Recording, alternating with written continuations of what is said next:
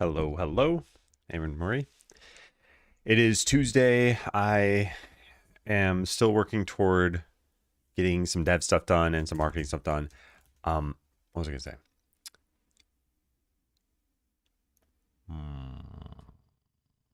I think one of the things I realized yesterday is there were some tasks that I took essentially like 8 days off of streaming to do, and I think I need to get back into the swing of that. I want to do a lot more video creation. One of the things I noticed is, let's go pull this link up. That let's look at this for example. So this is the sales and activations report today, which is whatever 8 hours in on the west coast of the U.S. We've gotten one person to claim the demo. So like this is showing that if the game had launched, there would be one person to go try the demo. Probably, maybe they would have bought the game, but even if that were one sale of the game, that would be like $10 or something. So yeah, I think marketing is pretty important. With that said, I'm already streaming now, so I mean, I guess let's just get done with some of the backlog stuff. And there is still a decent amount of backlog stuff I want to do.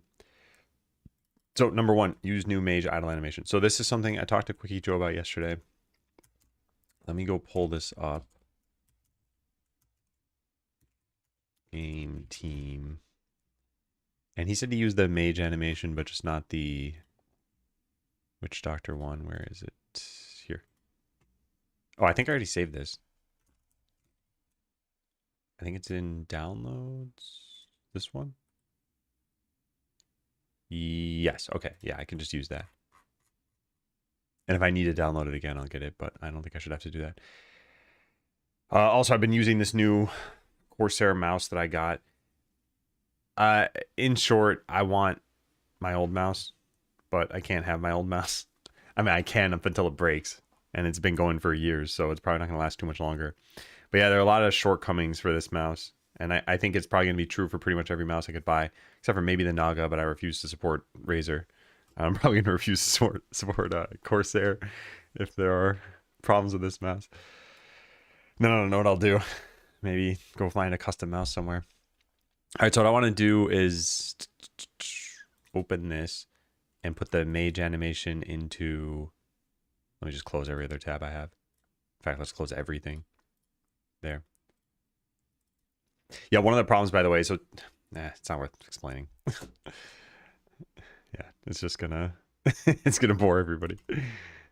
Game assets, characters, adventures in battle. Okay, so I want this one to be. Can I open this? Can I open both of these even though they have the same name? Hey Phil, how you doing? Yes, you can. Okay, good. So yeah, the mage changed. I want this mage to be over here. But then that's it.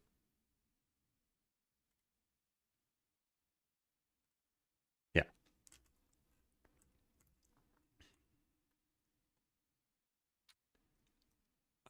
Yeah, so one of the things that's harder now is middle clicking and right clicking, which is not something I'd like to worry about with a mouse. So we're going to take that and copy it over to here. And that should be it.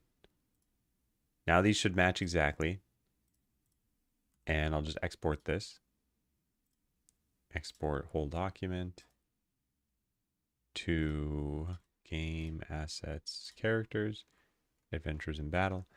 Yeah, yesterday one of the things that I worked on after the stream is I got all the new strings in Weblate. What was unfortunate about this, so I asked to translate it into 9 different languages or 8 different languages or whatever it is, 7, I don't know. Doesn't matter. There were a lot of strings. So there were like 80 of them that I needed to type in. And I just copy pasted them by hand and I'm like, okay, cool, I'm done, right? Well, I forgot to run all of my Weblate process. So I did all of that for nothing and then needed to run this process and then redo it all. It was very annoying. Okay, so now we just run this.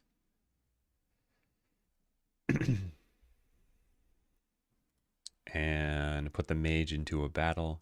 And we should see them moving a little bit differently. I have no K key on my mouse anymore.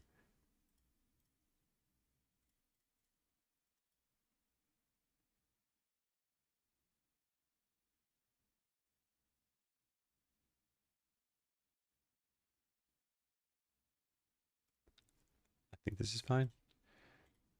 Hey, Goose. Ooh, Gus is having a grand old time. How are you doing with the snow? Yeah, Gus is quite happy.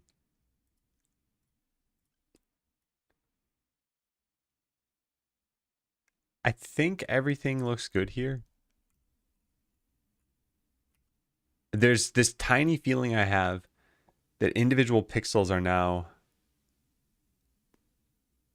like blurrier, but that's probably not true. It's probably just always how this works. I was freezing. Yeah, my wife went on a walk last night that ended up being quite chilly, but we made it. Okay, I think this is fine.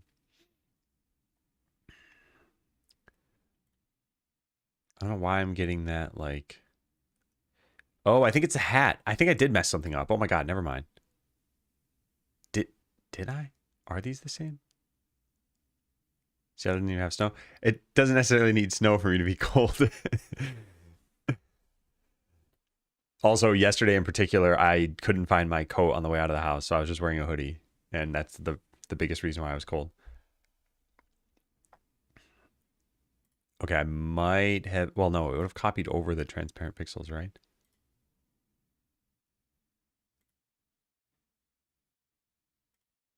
Yeah, something is wrong. These pixels here shouldn't be there. It loses the definition in the mage's hat.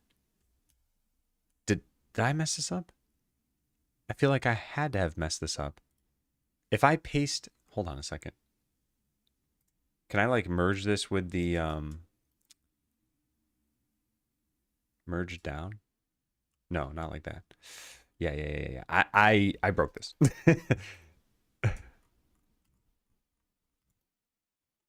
Yeah. Okay, well...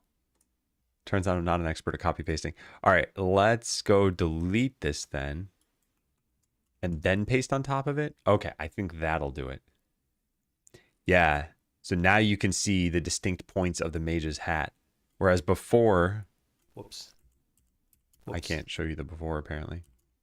Whoops. Huh. Oh, wait, no. I have it open over here. So if I open this in the browser, for example... Well, the browser's probably not good enough. Let's open it in GIMP. Yeah, I'll show what I messed up here. Come on. You can load this. You can do it, GIMP. Yeah, so see how this rectangle of pixels is filled in here and here? That's what made this look weird. And I'm assuming that same thing happened somewhere else too. And now it should be fixed because now there are distinct points on the hat. And now I just export this to Adventures in Battle. Replace. Maybe that's how I messed up the... No, wait. No, I think I just used the whole graphic. Oh, well, whatever. Let's try it again.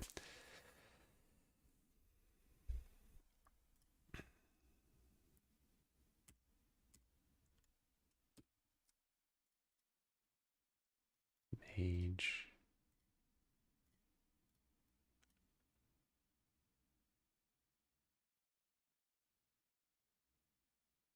Yeah, it looks pretty good. Okay, cool. All right, let's check that in. Oh, I'm not even on a branch right now. I guess let's go make one. Get checkout dash B more to do items 5. Okay, so use new mage idle animation. Quickie Joe had made new idle animations in battle for the mage and witch doctor. The WD one had a bit of an issue with the feet moving. So we're just using the new mage one. There. Okay. Now I've tried upgrading Godot here. I actually don't think this is a good idea to do this now. But let's look at this stuff. An adventurer walking out of town won't tip when you drag the item to them. Okay, let's go take a look at that. So, customer, force impulse buy. It's not an impulse buy though. Force buying desired item. And we get a tip amount. And the tip amount is probably based on whether they desire that. And when they leave town, they probably stop desiring an item. No, it's only once they are out of the town.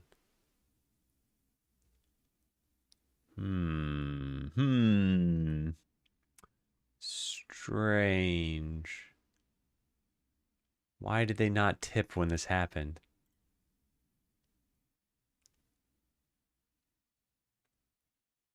The only thing, I mean, I see this up here, but this shouldn't have ever been on when I was testing something.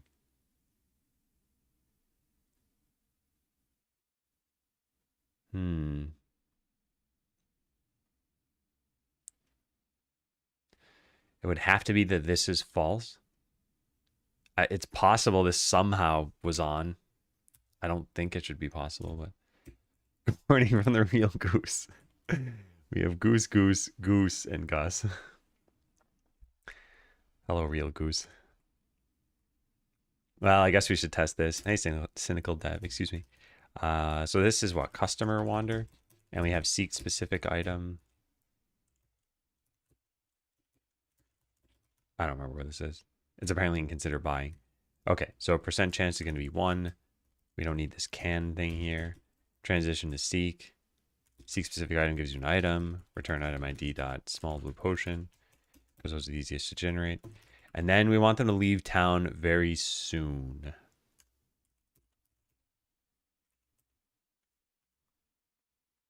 Here it is. Max time in state. So I'll have them wait for 10 seconds. Yeah, let's try that out. I'm the real Goose. Let's look at the follow times. Following since April 22nd, 2025. Following since 2019. There can only be one real Goose.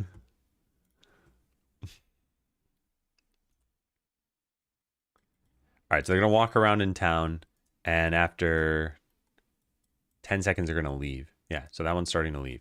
So now I want to give you this item. Do you tip? You don't. Why not? That's strange. Where is force buy desired item? Here it is. Okay, it's got to be that, and I'm about to see what's going wrong here exactly. Okay, we play sound. We get the tip amount. We go to here. Desired item must be none. It is none. How? How?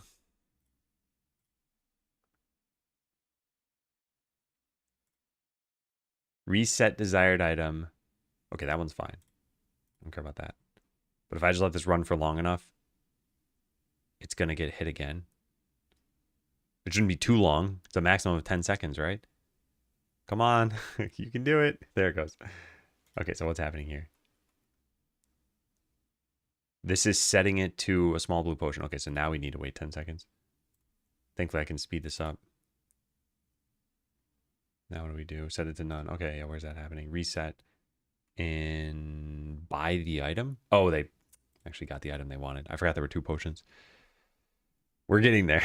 We are getting there. Do you have any general tips for how long you'd prototype a game like this before deciding if it's worth full production? Working on a strategy sim game that needs lots of systems, hard to prototype in isolation, but still a big time investment. So I can tell you what I did historically here, which is I spent 3 weeks on. Actually, I spent maybe like 1 to 2 days on game design for the prototype, and then 3 weeks on developing it, and then I realized it wasn't fun. I don't know if you've seen the prototype for this game, but it's called Idle Ascendance. And if you want to try it out, it's over here. You can see what the prototype of Skeleseller looked like. Why is this not working? There we go. Hey, Gregor. And then we went back to the drawing board and did a bunch more design. So how long would I spend in the future? I think there's no set amount. Like, presumably there's a game out there that takes 2 years to prototype, and that's fine. But here's how I would consider this. Prototyping is to prove that an idea is worth pursuing. For a game, you can only determine this if there's enough fun, I guess. And maybe we even put that in quotes. I don't know. So it's like figure out what the smallest slice of fun is that you have to develop to test your idea. Hey, Cypher, thanks for the resub.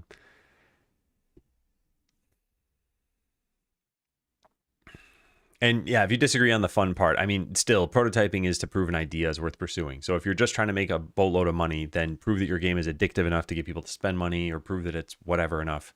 I don't know, like exploitative enough, something, right? But at least in Skellicellar's case, it's like, was the idea fun?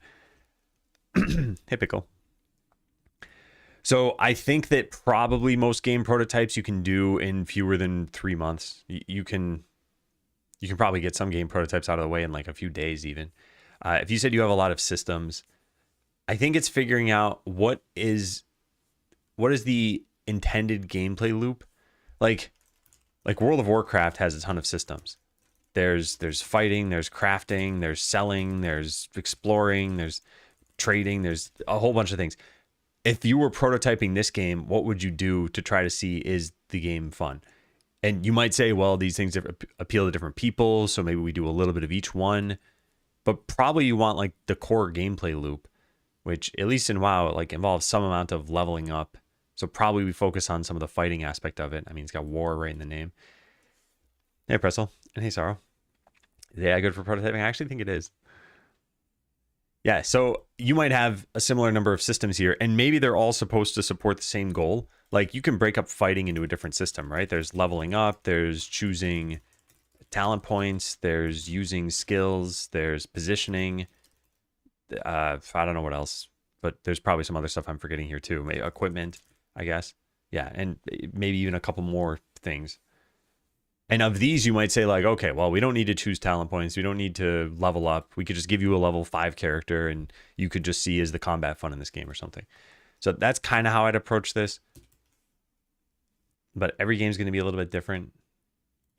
Okay, where is this happening from? Leave town. They're leaving the leave town state, but they haven't actually left town.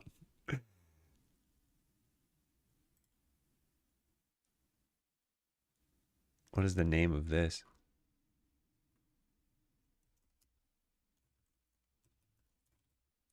Outside of town. So they did leave town. What? That can't be right. What does this do? It makes him just stop? Huh. Okay, well, that's not what I expect. I probably should have been looking at the game. Let's pull the game up. All right, so you are eventually... What are you getting? Small blue potion? Yeah. All right, but this character is eventually going to leave. Yeah, they're on their way out now. Oh, they're both on their way out. Well, hold on a second. When I give you this item, it was never set to null. Oh, now it's setting it to none. Are you kidding me? Oh, because we're forcing them to leave the state that they're in, right? Oh, that's not smart. This should not be here. This should be in outside of town. Okay, I understand. Oh, that was pretty cool. Nice little debugging session. Doing a lot of paper prototyping and now moving into vertical slice. Wasn't sure how wide to go. Thanks for the response. Yeah, and how wide is difficult. Like, you know, even if you come up with what you think is right, it might not be right. And then maybe you need to do more. Like the prototype of Skelliceller had no selling. It was just battling. And we didn't have the name Skelliceller yet, so it didn't... Why is it not loading? It wasn't that it didn't make sense. Yeah, it was just battling, and I felt like it was missing a system. We probably should have prototyped like... Well, I guess we kind of did. Checkpoint 1 was like the prototype of, is it fun to have battling and selling?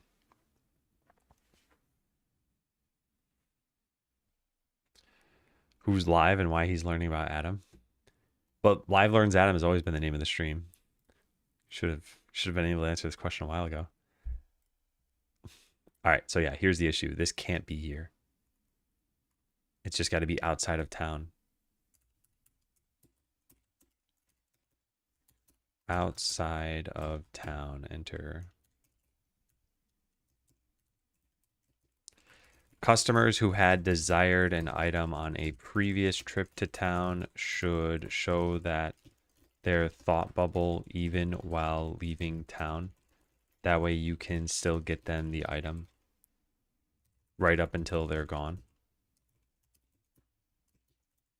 Nice. Okay, now we test this out. And I hope it works. I wonder what reset by item state is. Wonder if that's a problem. I don't think there's any other state that can cause this to happen. All right, so the only thing we really need to test here, and that was unfortunate. The only thing we need to test is when they're walking out of the town, we give them the item that they want. Where are they? Did it already break? Yeah, it already broke. Okay, so you can't call reset desired item if they're not desiring an item, probably. That's too bad. Set desired item. Object not set to an instance here. Item drop zone collision shape. This should be in ready. It is in ready. Oh, the state machine's added before ready? Okay, that's fine. So we'll just bump this stuff up here. Technically, then the state machine should be in some kind of init, but I don't think we have. Oh, we do have an init. Well. Then let's maybe put that there. No, I think it's fine. I don't want to mess anything else up.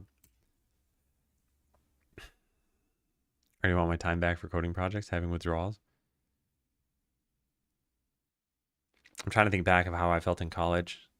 I probably wanted to do more coding for some things, and I feel like, one, you're not in just computer science related classes. You have things like math or art or music or something. And two, even in those classes, it's not all coding. So yeah, I still found some time to do things on my own or like shoehorn them into projects for other classes. All right, they're going to turn around at some point. They can only wait up to 10 seconds. There we go. Okay, so now they're doing that. This should cause them to tip. And that one, I'm not going to give them the item. But when they leave town and come back, yeah, they no longer desire the item. Now, what happens if they don't desire an item at all? What is this in? This is consider buying. So I set this to a 0% chance. Now they're just going to enter and then leave. There should be no problem here. Just need to get the prereqs out of the way. Yeah.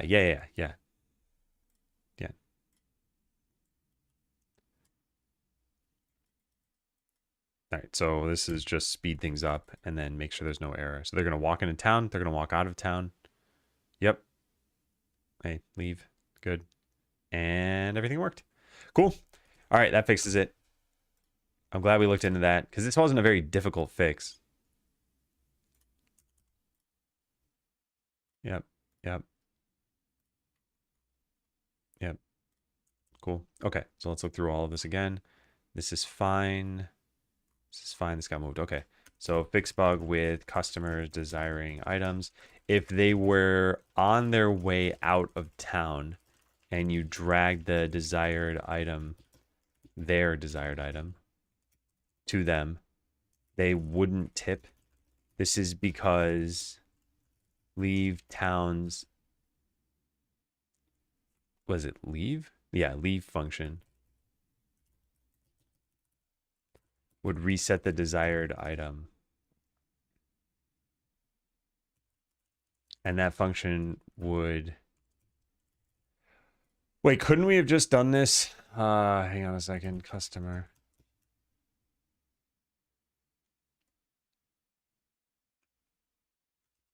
Couldn't we have just done this by...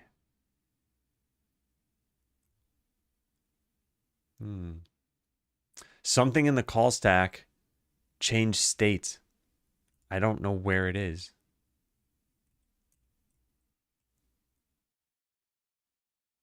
Huh.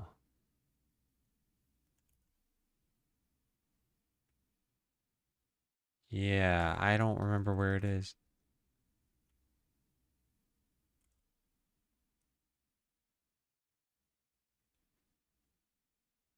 Oh, that's not good. I don't think there's an actual problem here, but I don't know how I can't remember from like 3 minutes ago.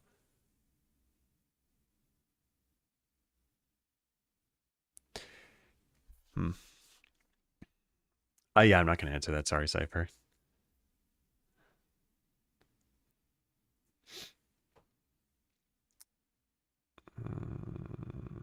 Man, yeah, I don't see any problem here. Oh boy. All right, what am I missing? Also, I'm realizing I used to use the back button on my mouse to navigate through code, and I don't have a back button on the mouse. Maybe I should set one.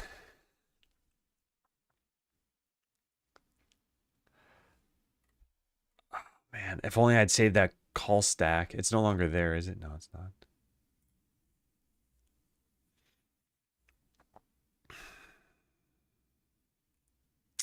I'm debating on whether I want to put the code back in the state it was in so that I can figure out how this was called. Honestly, it's probably not a bad idea.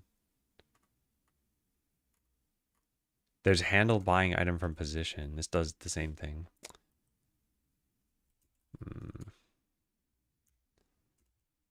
I don't know. I don't know where it is. All I know is that leave town.leave was being called, meaning we're entering a different state. But what causes them to do that? Well, I guess we could figure out what called this. Drop off item. Player held item. It's probably this. Yeah, I don't see the issue. Unless it's reset to... No, it's not. It can't be. Oh man. All right, fine. I'll just repeat it. Oh, I didn't want to do this. There. Then we go change seek specific item.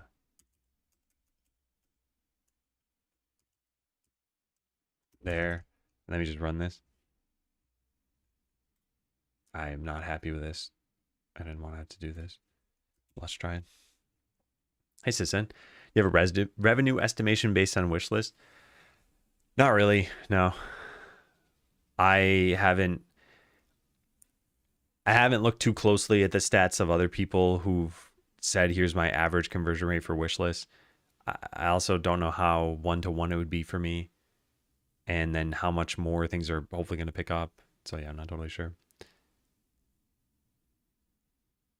Just had to be dumb in high school. Disc kids. Hey, looking back, let me ask you something. Do you feel like you could have applied yourself more or done something more and you didn't? I'm not saying you should have necessarily. I just wonder, do you feel like there was the lack of ability to do that or just a lack of desire to do that? Hey, Free Technic, what kind of orbit are you launching into? Hopefully the success orbit. All right, so they're going to enter town. They're going to desire an item. And then, whoop. No. I have to give them the item. There. And now they leave because of this call stack. Okay. So what am I missing here? Where was my blind spot?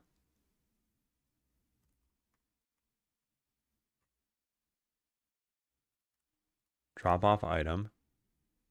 Drop off item did it? Oh my God, I didn't see this. Oh man. Okay. My bad.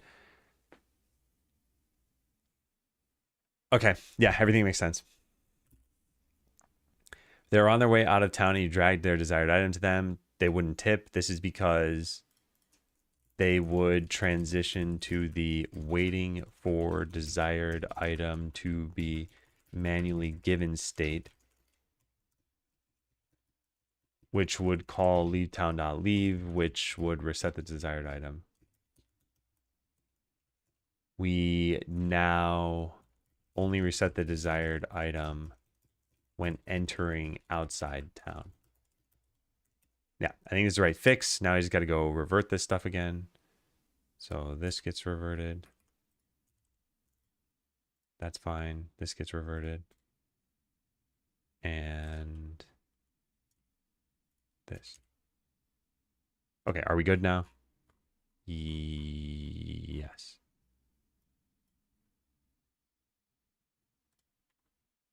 Cool. Ooh. Very subjective orbit then. Yes. Hey, Initial, want to stop in and say that how you go about talking through your thought process while developing compared to other game dev streamers helped me a lot in my own project. Nice. Yeah. The other thing that I hear helps people a lot if they haven't been doing it already is taking notes here and there. It has definitely helped me. And like, I kind of mentioned this yesterday, despite having these notes, I'm like, I remember everything well enough. I'll just do it. I botched this process completely and then had to redo everything. So lesson learned for myself in the future, just consult these notes next time I do this process.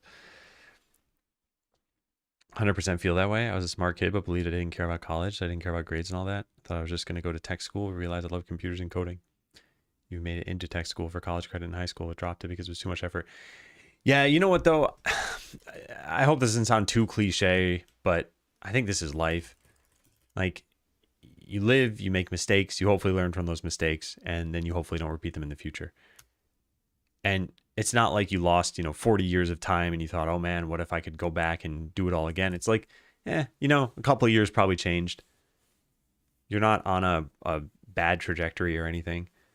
And as long as you're not, struggling for money, going to college now because, I don't know, you spent an extra year or something, it's like, okay, well, this is now your new path.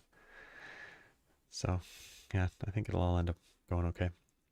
The amount of code already done, and with structure, did you try some AI coding in a separate branch? Not really, no. I'll probably do that for the next game. Never regretted writing a note. Worst case, you never look at it. Yeah. Yeah. I think the real worst case is that you spend a bunch of time and then never look at it. So it's not just like, well, here's a passing thought and it took me 12 seconds. It's like I spent an hour writing out very detailed notes and then I don't look at it and then I never need that knowledge again. But you don't know at the time of writing if you'll need something again.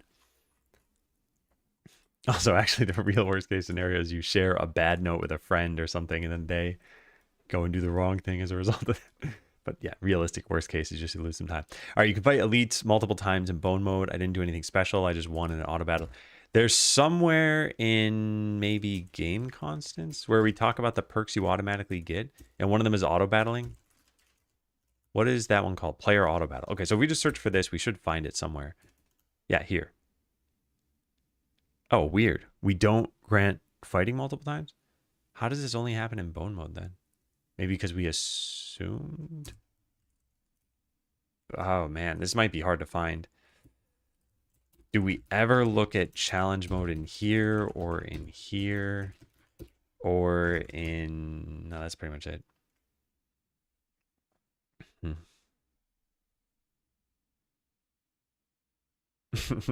Learns live machine. People be like, this name makes no sense. Hey guys in lab. If you're going to college for coding, it might be okay, but most graduates are having a hard time finding work. Yeah, I'd love to see how stats have changed over the years for that stuff. Too much note taking and never need it again after the exam. Well, but that note taking was presumably so that you could retain the information for the exam. So even then, it was probably worthwhile to do.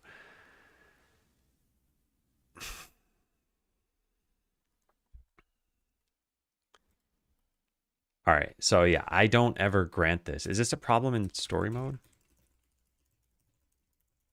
How could it be a problem in story mode? No, I don't think that's possible. I would have noticed. Well, I mean, let's go double check that, but I'm nearly positive that there can't be an issue here. I don't have any breakpoints, do I? I do.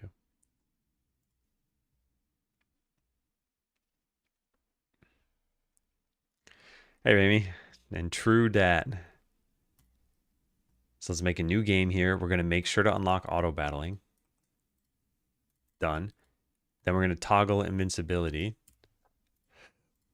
And then get another adventurer, I guess. And then just send them both into, well, I guess into this battle first, but then into this battle.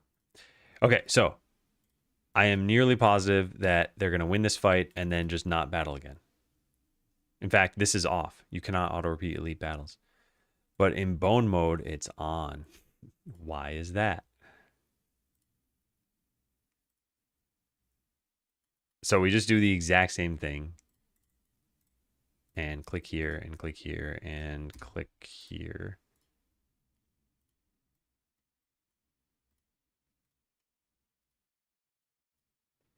So it's off over here too, but then they repeat the battle anyway? Maybe there's more to this repro, like repurposing an old battle window. No, then they fight, yeah. Even though auto repeats off. Interesting. Huh. Very interesting. I wonder what's causing that. Any points today for your loyal music finder? Yeah, whatever Pokemon Discord you asked in, they should get a point. No, I wouldn't give a point for that sort of thing. Okay, so where's auto battle happen? Auto repeat. Walk to portal to start battle. So this is off. and yet somehow we're regenerating. This is probably going to be difficult to find. All right, well, let's look at this end battle screen.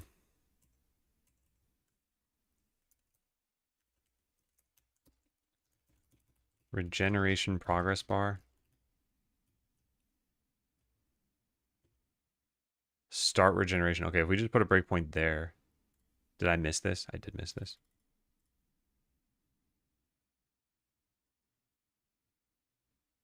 Okay, it gets hit. So now we find out why it got hit. Copy call stack.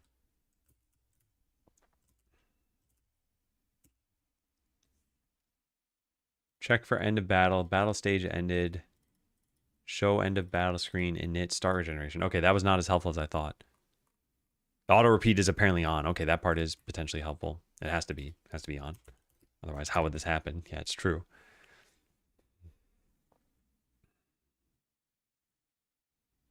Please unforget which song it is.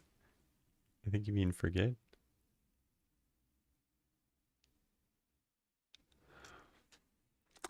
Yeah, what was funny to me is I was pretty sure it was from Pokemon, but I couldn't find it and tried to find it. Like I went through those playlists. I don't know if the Saint Anne music wasn't there or SSN or whatever it was called. And you know why this keeps coming up? It's like every single time I turn on my computer, Windows makes a sound that goes doo doo doo. And it's the first three notes of the SSN music. And then I always like hum the rest of it. And I'm like, good job, Windows.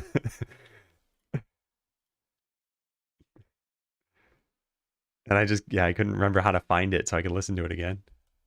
And I even put that transcription I did into a music finder program and it came up with some random thing. All right, so it thinks auto repeat is on. I wonder why. I guess we can trace back init. Yeah, so this auto repeat is backed by a field.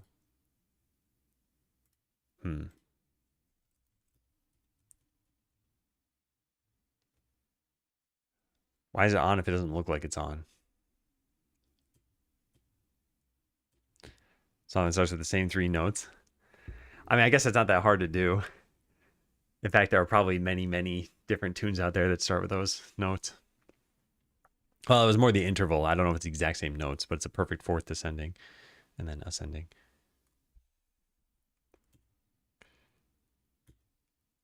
All right. Yeah, why is this? How do we debug this? We need to find out where we set this, which I guess is here. And we know that it's set to true. So let's restart this whole thing. Actually, we open upgrades and just do this. It'll make things faster. Yeah, nice. Well, then I guess we need to win it. So let's do that and then do the repro. So I can click that and that. Fight ogre. Is this on? Is the value true? It is true. Huh. Where's that happen? Auto battle enabled. This is from way over here. What? Button pressed is true? Oh, yeah. I remember now. There's a secret button on this panel that doesn't show, that's always on. But that's true in story mode as well.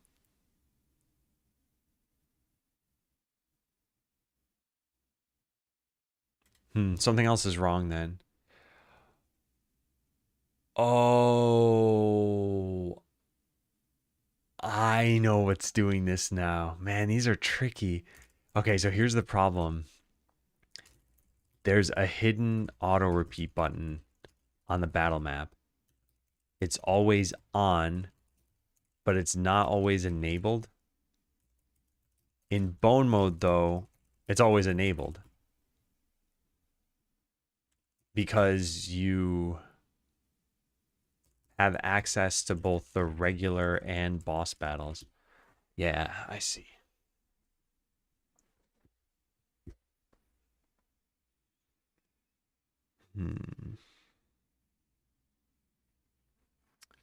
Pretty cool idea for some software. What is it? Hey, Mike Kamar. Didn't you already say hi on Twitch? Isn't that you?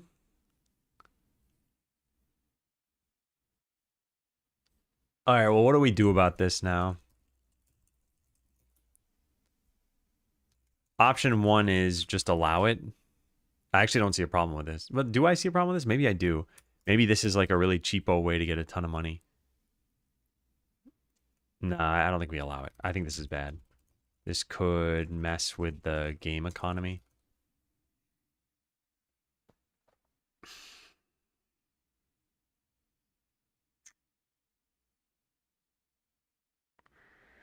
Well, could it? I mean, we know how much money you get from each of these bosses. Like the ogre gives you 100 gold. And every time you fight again, the level goes up. And the level makes the stats go up by 1.5 times the level.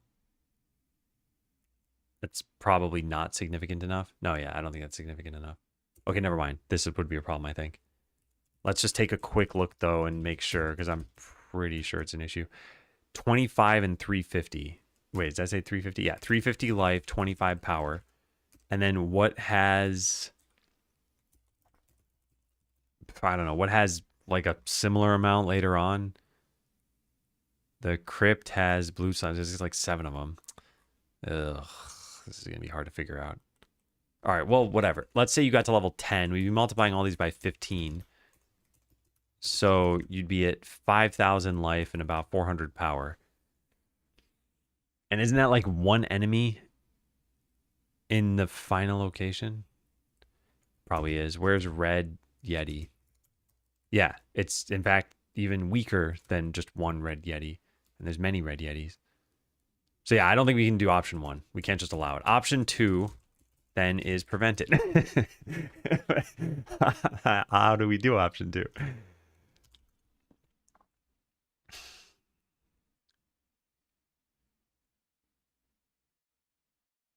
I guess we go back to here and we do this based on which battle, like the is elite or not.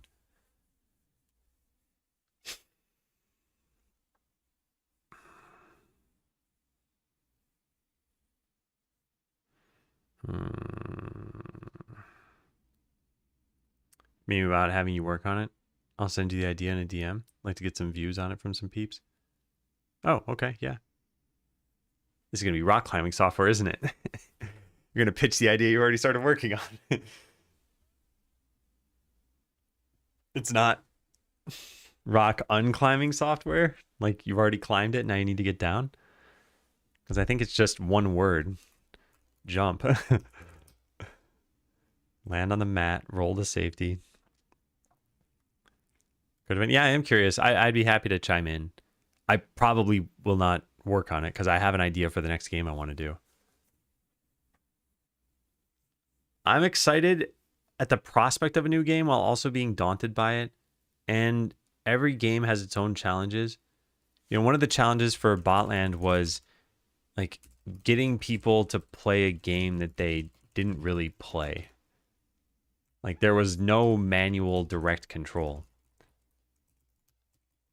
And Skeleseller is kind of interesting because there's also no manual direct control.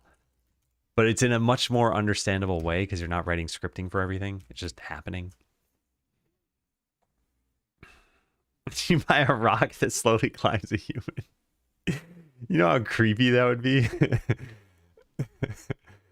Oh, man. I actually do wonder when these humanoid robots are going to start entering people's households. Like, I know there's some companies that are making them, but I don't think they're very good. So I imagine the first people are just going to be people who are like, well, I got a bunch of money to spend. Let's try it out.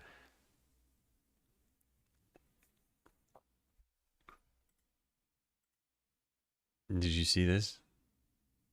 Jailed for bomb lookalike device. Oh, man.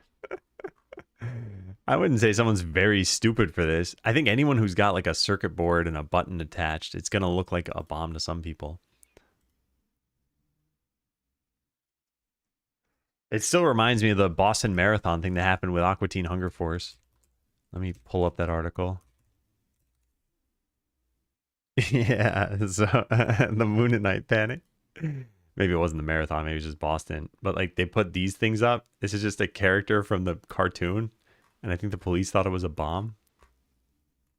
It's just a bunch of LEDs. It's like a light bright. Oh man.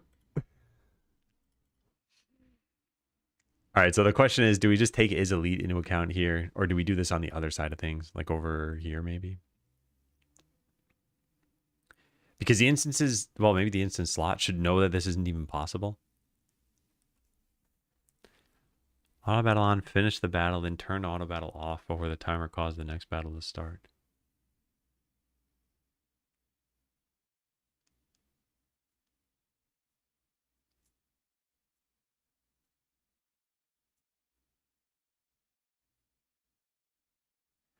I think this should make sure that auto repeat is even possible. Yeah, like I think we should probably just put code here that says if value, like ensure you're allowed to have this set.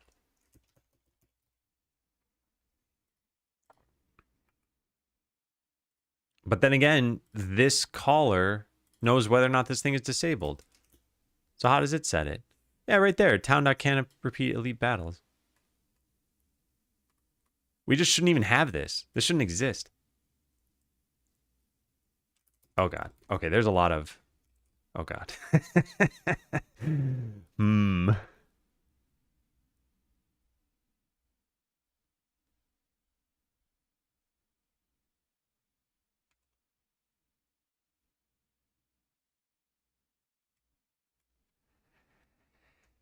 Okay. I know there are a couple different ways we can do this. But I am a little bit worried here. So I got to just think of the best way to do this. A movie game.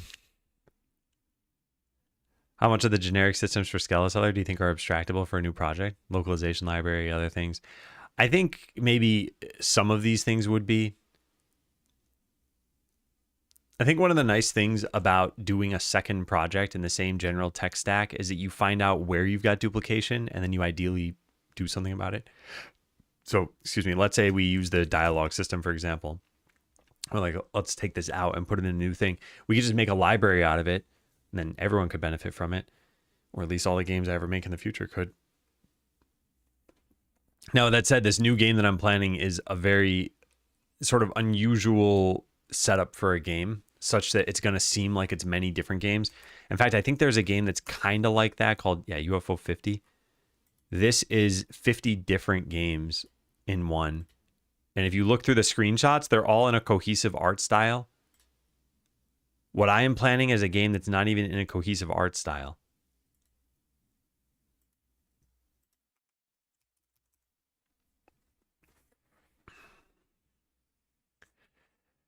All right, so let's see here. We have is auto repeat on only being used from this one location. And this checks to see if the button is pressed, which I believe is always true.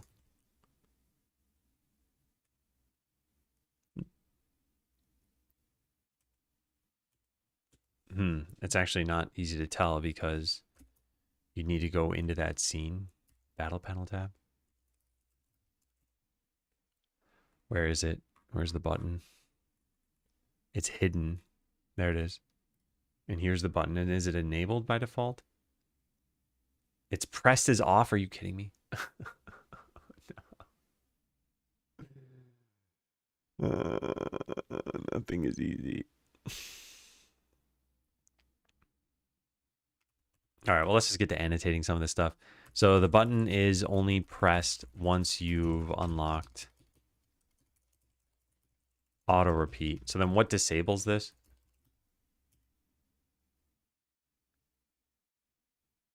I see. It's only disabled in one case. If you can only fight the boss, but haven't Wait, no, that's never even possible, right?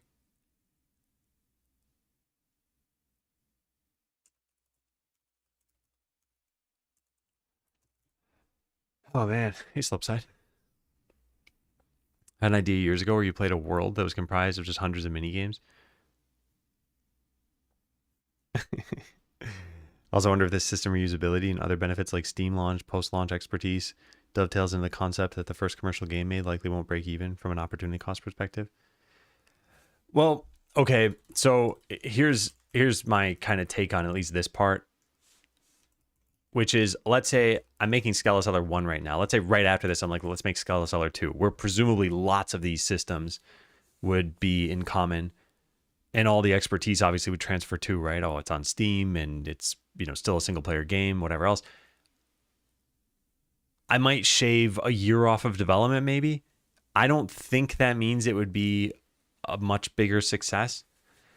I think there are some things that carry over in between your games that might help, like company reputation. So, for example, Xtonomous LLC, no one knows the name of, but let's say I had a hit game or a couple hit games, people would be like, oh, I can't wait for the next game from that company. So that might happen. The second is some kind of like baked in audience. And it's sort of similar to company reputation, but in this particular case, it's also things like the influencers I reached out to. So as an example, a couple people covered Skelliseller, not a couple people, a bunch of people covered Skelliseller on YouTube. And I plan on reaching out to these people, the ones who already covered it, knowing that, oh, this video did well, then the launch video is probably going to do well too. But then if I make another game, now granted, some of these are like niche communities. This person's named Idle Cub. So if I make an FPS, they're probably not going to play this on their channel. But still, I'm building up a list of YouTubers that have some connection to me. So those sorts of things will help. But yeah, I think what's nice is you'll be able to see all these assumptions play out one way or the other, because I'll probably be making a new game on stream. Pierce my shoe, felt it hit skin. Reckon I should see my GP. Yeah, you should probably get a tetanus shot anyway, just in case. I mean, it's pretty simple. I think it's just one shot. All right, so where did I write those comments? Because I want to go back to that for a second. I think it was near is auto repeat on. Yeah, there it is, right here. Button is only pressed once you've unlocked auto repeat, and it's only disabled in one case if you can only fight the boss but haven't unlocked repeat elites yet. But we only use this from one spot, and can't we just figure all that stuff out over there?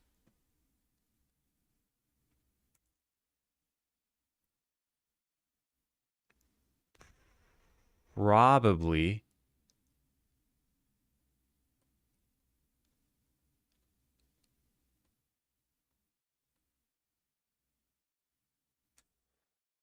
Oh, man. Also, this exists in 2 different places. Interesting. That should have been combined. All right, I'll write that down for later, but that's not super important. Make a common string out of this.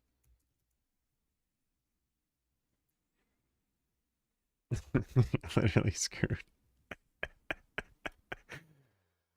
Hey, Ryan. Good morning. Last time I think you said good afternoon. I said good afternoon. But this time, since you gave me the option to say what it is in my time zone, I will say good morning. Yeah, I'm waffling here. I'm not sure how I want to do this and make sure that it's rock solid. So here we also set a tooltip in a specific case, and the thing wouldn't tell us how to set that tooltip.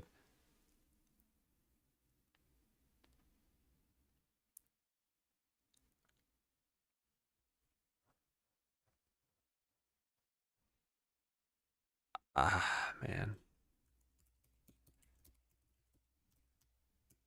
All right, well, where do we set auto repeat? It's in instance slot.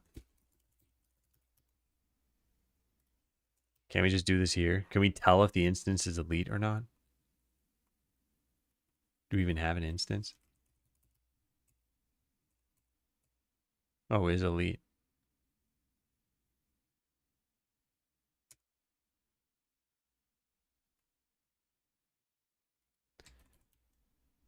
So if we're trying to turn this on and it's elite and you haven't unlocked the ability to repeat battles, then set it to false. Can you do that? This is so stupid.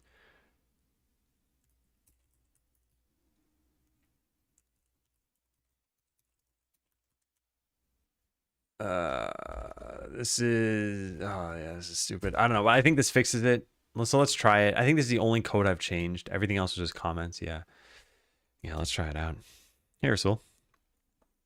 Hey, Atomic Man. Thanks for not streaming at 4:30 a.m. in my time zone. Yeah, I've only been streaming mornings lately anyway. But howdy, Atomic Man. All right, so we go back over to here. Stupid and works and never have to touch again, then meh.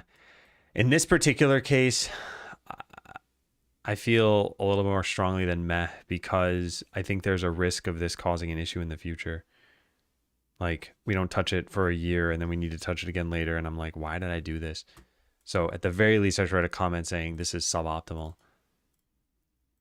Okay, so here we start this battle. I need to turn on invincibility so I don't die.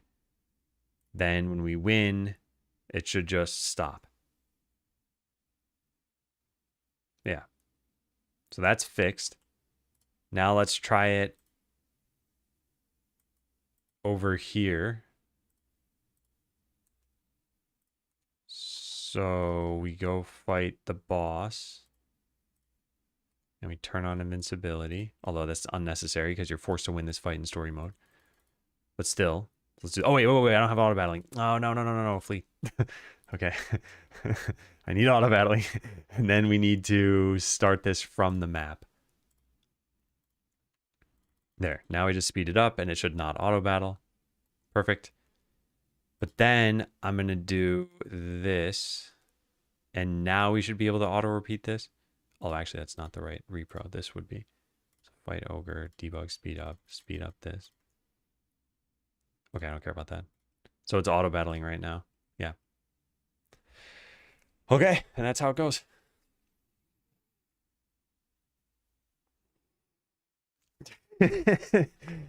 Well, I learned some of my lesson with the localization stuff. In fact, I'm still being bitten by the whole English text as IDs. It's so frustrating. But yeah, I added some new strings yesterday to Weblate. Okay, so I realized what caused this. I realized a fix for this. I'm not super happy with this. And I want to write a comment here. Ideally, we should never have tried setting auto repeat. Well, yeah, that is kind of the problem, right? Do I still have that stack trace somewhere? Aha, here. Oh, but this was a stack trace for a different thing. I'd want to see where we try setting auto repeat on. Oh, I know where we try setting it on. Oh man, it was that. Where's that code? I can picture it, but I can't. I don't remember where it was exactly. I think it was walking to portal in this case.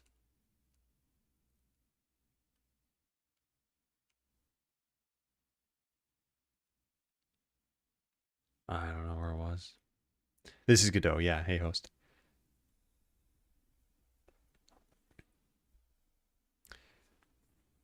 More general solution going forward is just a GUID as the unique ID or unique index. Yeah, either one.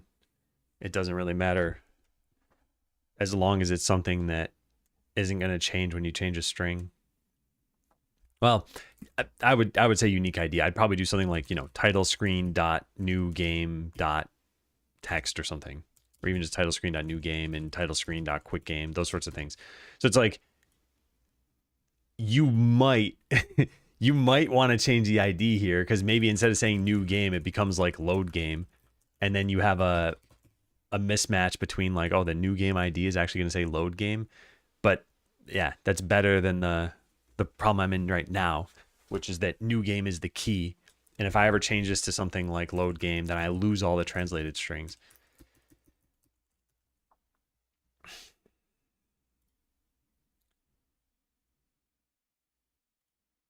We should never have tried setting auto repeat to begin with.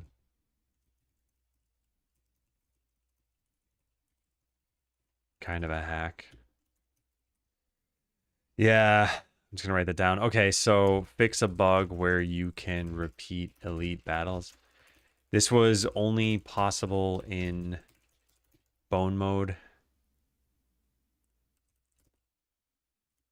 And it's only because in that mode, you have both the elite and the regular fight available at once. But what is repeat elites called? Here it is. Yeah.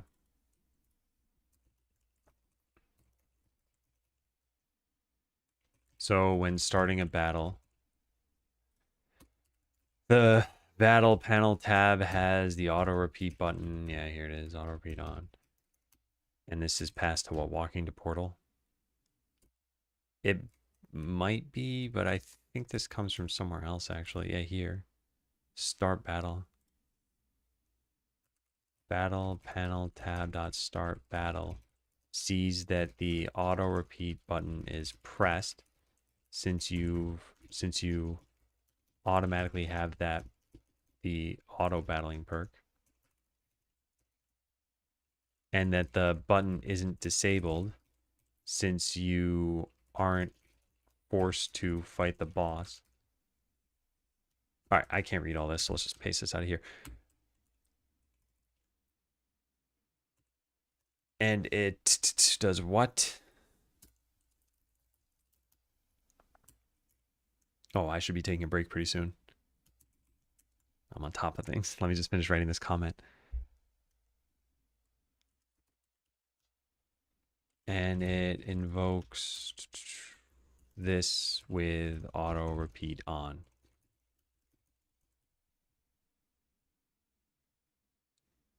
Okay, so I sort of hackily fixed this in instance slot, but it works. Yeah, there.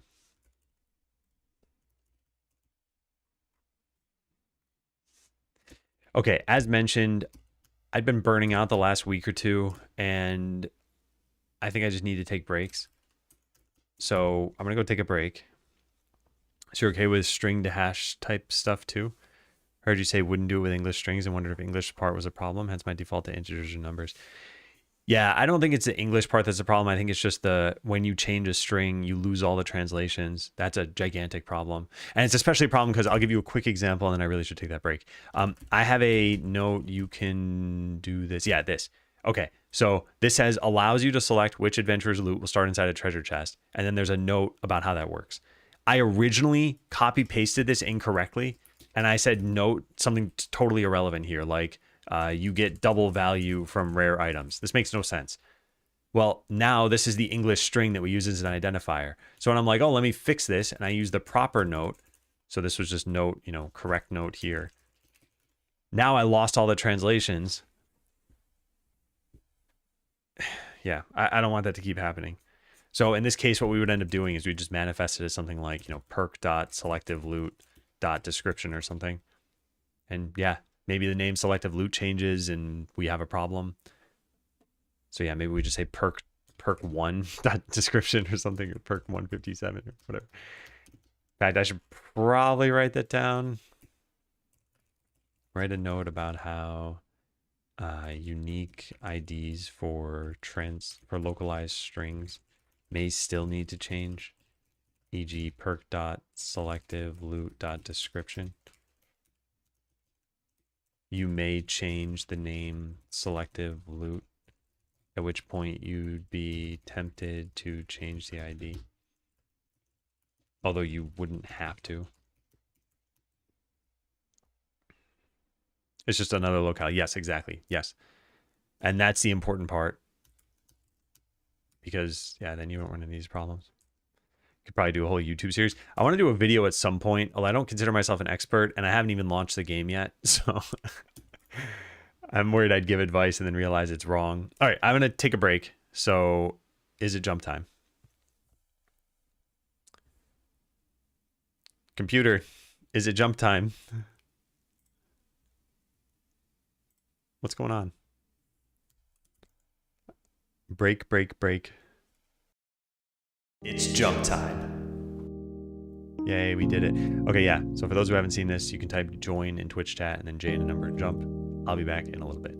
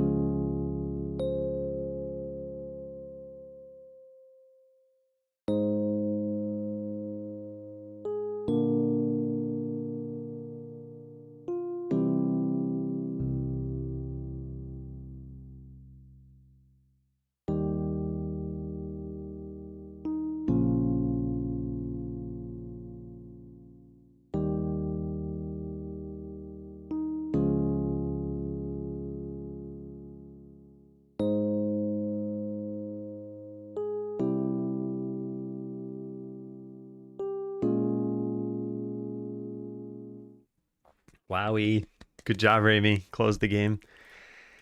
All right, just checked my phone, and I was approved for incremental DB ownership of my own game. Your profile. Developer games, Scala Seller. Okay, yeah. So now I should show up when yeah, developer. So I can actually delete this. I don't think you can edit comments. I don't remember why I did this. Request votes removal. Interesting. Huh. What is this? Recommend sharing some review keys with our console. We'll take a look at your game and decide if it should be featured.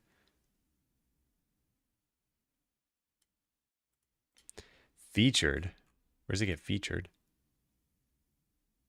There are new ones here. Wow, this got a lot of downvotes. 2 upvotes, 17 downvotes.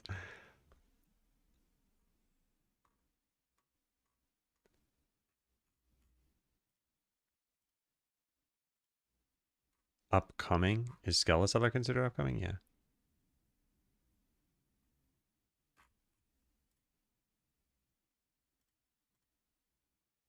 I don't even see where featured is. Huh. Yeah. Like, if you got your game featured, where does it go on the website? That's strange.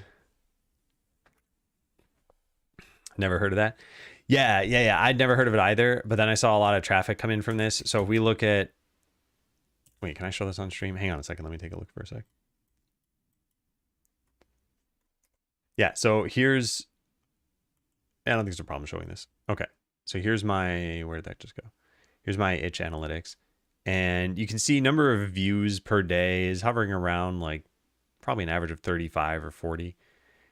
And if you look at the refers, incremental DB is number 2, and then itch itself is number 1 and number 3. So the highest external site is incremental DB, so people are using it. But it's only for incremental games. All right, make a common string out of this. This shouldn't be a problem.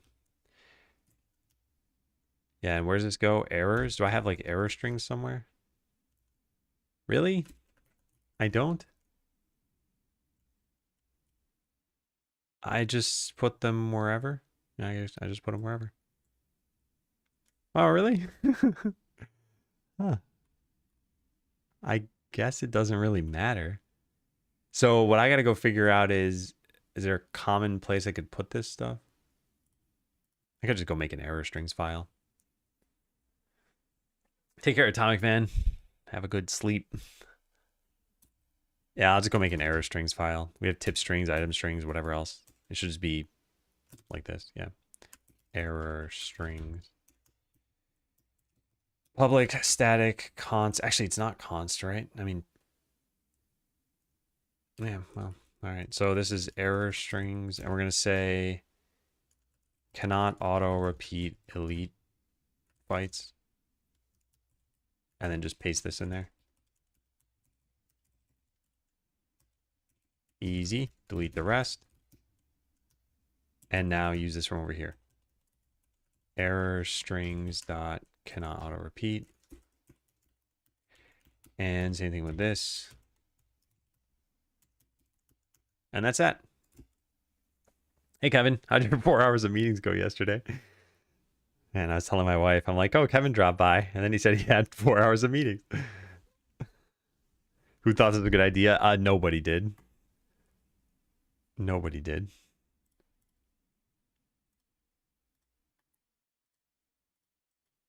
Oh, I need auto battling first, right?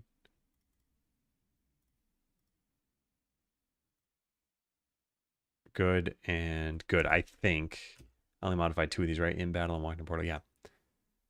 Okay. Maya. I'm glad we're censoring it. All right, that's pretty good. Extract common localized string. This is functionally identical to before, but makes it more obvious that a localized string is used twice across files. All right, I think we're trying to remove a listener from a sprite that doesn't exist in Battler. Okay. Let's go take a look at that.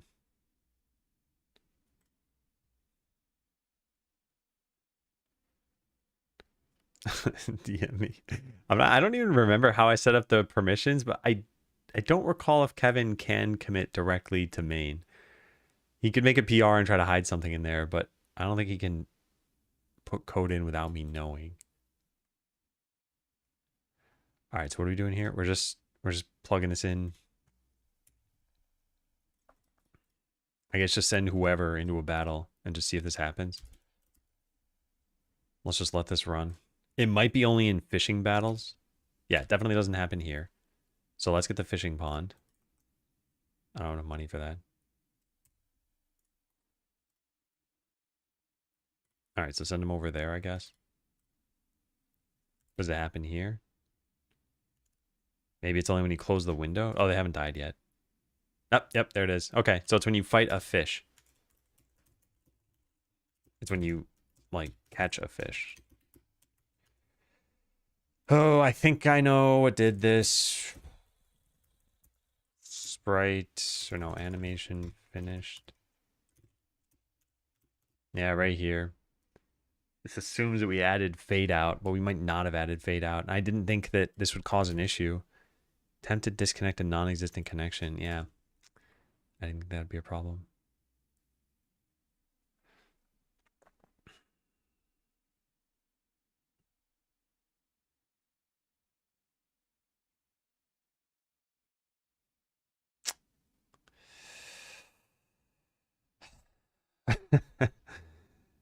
So it's specifically in the case of a fish that we just fade out. And then in fade out, I guess we could just check if it's a fish.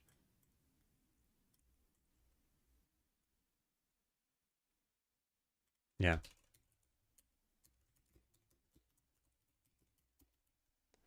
It's kind of stupid. But I'm doing a lot of kind of stupid things to get ready for launch. Well, this fixes the problem at least. So we save, quit, and then restart. Now it shouldn't happen anymore. Yeah.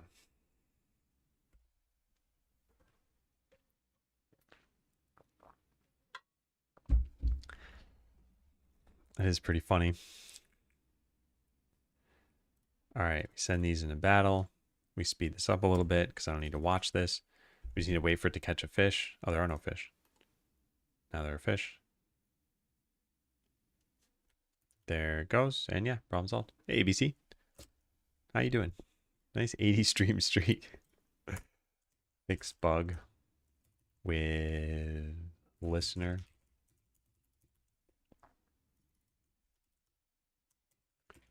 We would get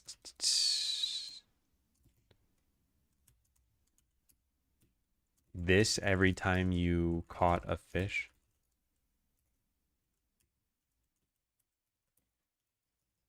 Yeah, that's it. I mean, it's fixed. I don't need to write anything else. What languages are you translating to? All the ones that are on Weblate.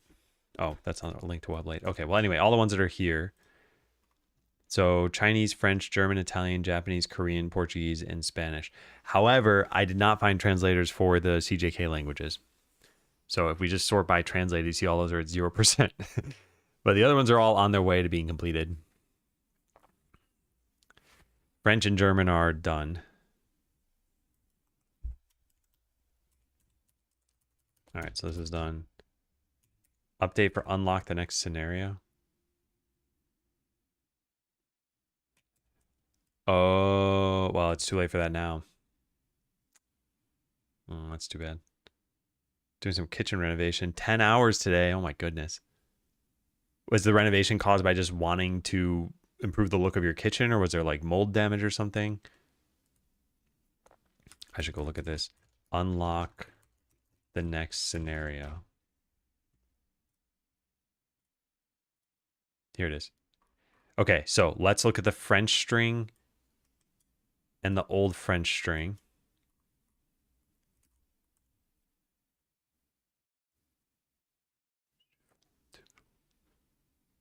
What did this?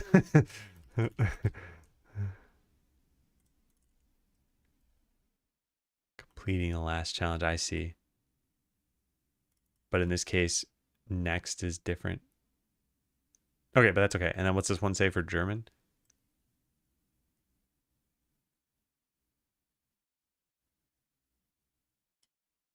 And what does this translate to? Okay. Yeah. All right. Well, I feel bad. I didn't really mess up, but I changed the string. Can't change the number. Reach out to that. Okay, great. If we do this, change pre-launch message. Oh, darn it. I didn't do this part. Yeah, there's a message in the game right now that says the game launches in March, but that's before I knew that it was going to be March 17th specifically. And I should have probably changed this to March 17th. But now if I were to change it, it would... Well, I could probably do the translation on that myself, right? I'm nearly positive Google Translate would be correct if I said something like, meet me on February 17th or something. I don't know why I said February. I should just write March. Like, you can probably trust that the date part of this is fine, right? But it's not really worth it, is it? Let's go look. Weblate, March 2026.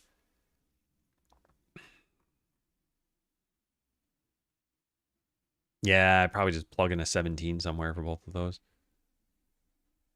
Why did other parts change from February to March? When I had February typed originally, if that's what you're asking. And then I was like, why am I doing that? But I'm not sure if you're talking about something else.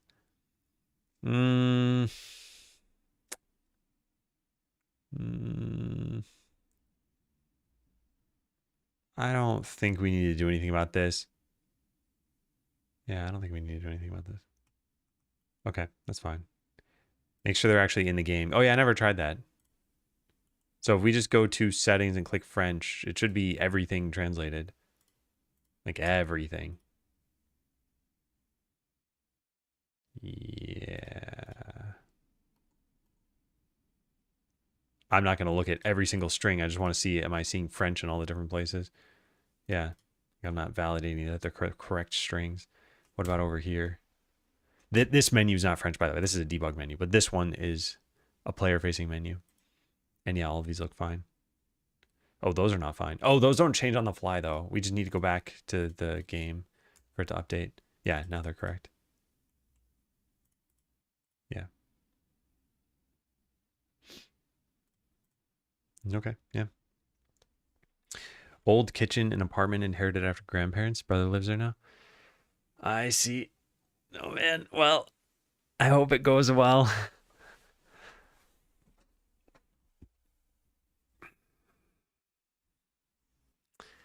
OSDF just adds up when adding in English. It's correct to be March 17th. Oh, you're right. What I was saying is, I think there are certain things that you would not necessarily trust Google Translate for. Like, if you were like the spirit caller, blah, blah, blah, whatever, you might be like, well, the spirit caller might not translate correctly because it's kind of a game term here. But if you were to say something like, this happens on some date, like you can be pretty much certain that Google Translate's going to get that correct.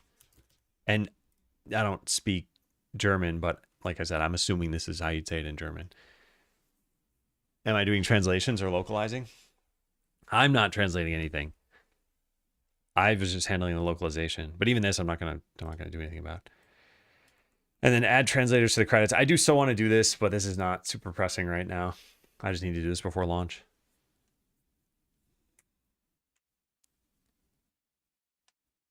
All right, and then maybe we put that there. When the skeleton's holding the item, show the hands graphic. I mean, is this even worth doing? Like this, I'm not probably gonna do.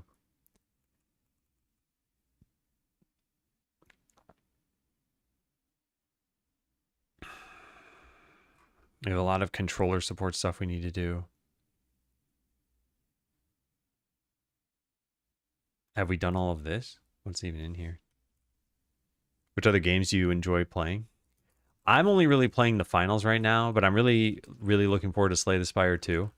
I should write that out in case people don't know. But that's in March. Am I playing anything else right now? I think that's it. Yeah, I think that's it. Man, sometimes I play games for so long, I end up dreaming about it. Last night was the first time I actually had a dream about the finals. I did not appreciate it. What happened is that in real life, our cat started meowing earlier than normal. And I think I was just unable to like fully sleep. So I was more aware of my dreams. Tooltips for town menu buttons need to change. Perk says buy perks. You don't actually buy perks through it. I don't want to do this. Is this a thing anymore? Classes should not be empty. If I delete this, what happens? It complains. Okay, well, I'm not doing anything about it then. I don't care. So this is done. And question about the depth is ever... I don't care about this. Yeah, whatever. All right, so it's just this. This is technically wrong. And I know about it, so I should probably do something about it. Also, we got to fix that. It's a big problem. What am I doing? We got to fix this too, don't we? No, we don't. Probably not, at least. Although maybe.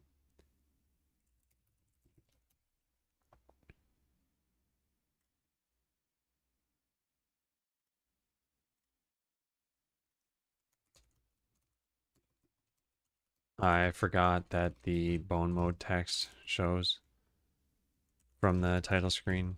So we probably need to handle all of those dialogues. Hey, Molbeck.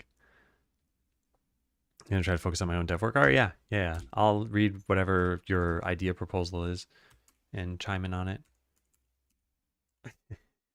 Or just steal it if I like it well enough. Hey, Mitch. Oh, no, hey, Mitch. Wondering if anyone in chat has a good example of GitHub repo that has a template for when you create a file or bug in GitHub, trying to share an example or even a screenshot default value that a lot of GitHub repos have, like steps to reproduce. Any popular open source repo, even Godot has it. Okay, gotcha. Yeah, and take care, Amy.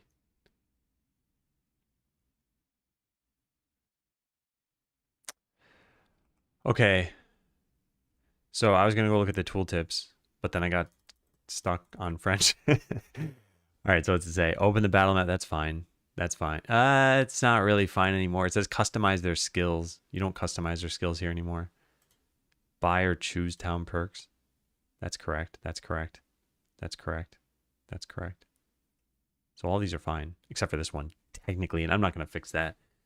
I think it's... yeah, I think it's fine. Not many people read tooltips to begin with. Yeah, all right. I'm not going to do anything about this. So let's get rid of all the things on the to-do. Everything is done or moved elsewhere. So now this can get deleted. Finish the achievement to-do list. What do we need to do for this? Add a progress bar for the... Oh, I guess so. That's what happens when you have this manifested but launched through Steam. I think I accidentally tested this.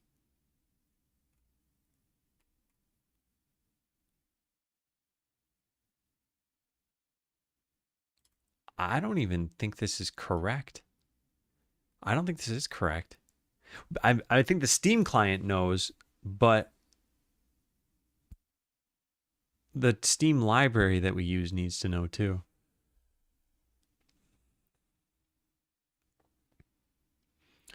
Some sort of Microsoft code. I mean, .NET is essentially the runtime for a lot of different things. A lot of different languages. Yeah. Cross-platform successor to .NET Framework. Projects mainly developed by this. Do they like succinctly tell you what this does? Anyway, yeah. So like C# will compile into .NET bytecode. So .NET is a platform for running this, and then any other languages that compile to the common language runtime, I think. Anyway. I don't ever stay up to date on this stuff. Apparently .NET Framework is not a thing people say anymore. I didn't know that until seeing that on the Wikipedia article.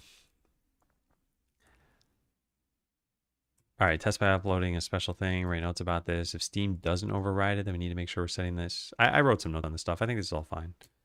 Test what happens if you don't have network and you try using these APIs. I did not try that. Yeah, I should do this today so I can be done with this. Try using the achievement APIs. Test the pacing.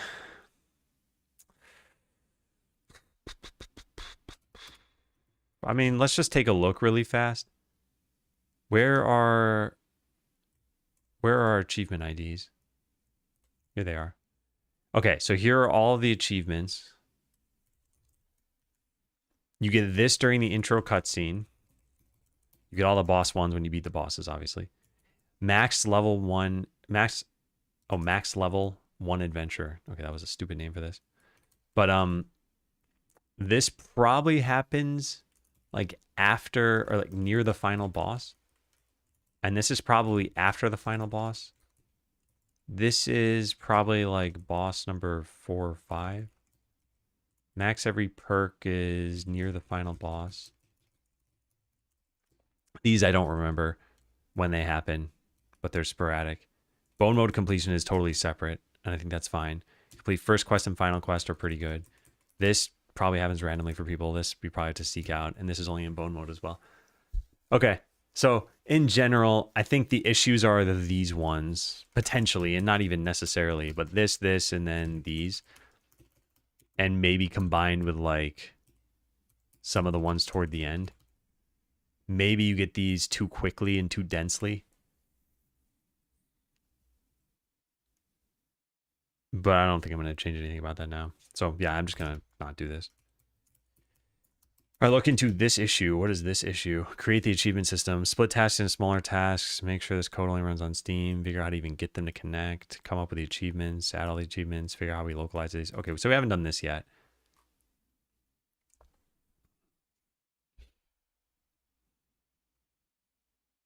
But otherwise, I think this is pretty much done. We just haven't localized the achievements yet. But I think that's on the to-do list over here. Localize achievements, yeah. Okay, so now we can mark this as finished.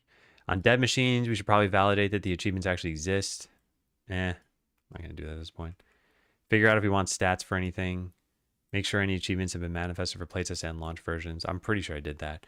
Although, I guess I need to test at some point that we can get all the achievements in the launch version. I should pile an issue for that. Make sure all achievements are possible in the release version of the game. I'm only writing this because I didn't explicitly test this in the release version, only the playtest version.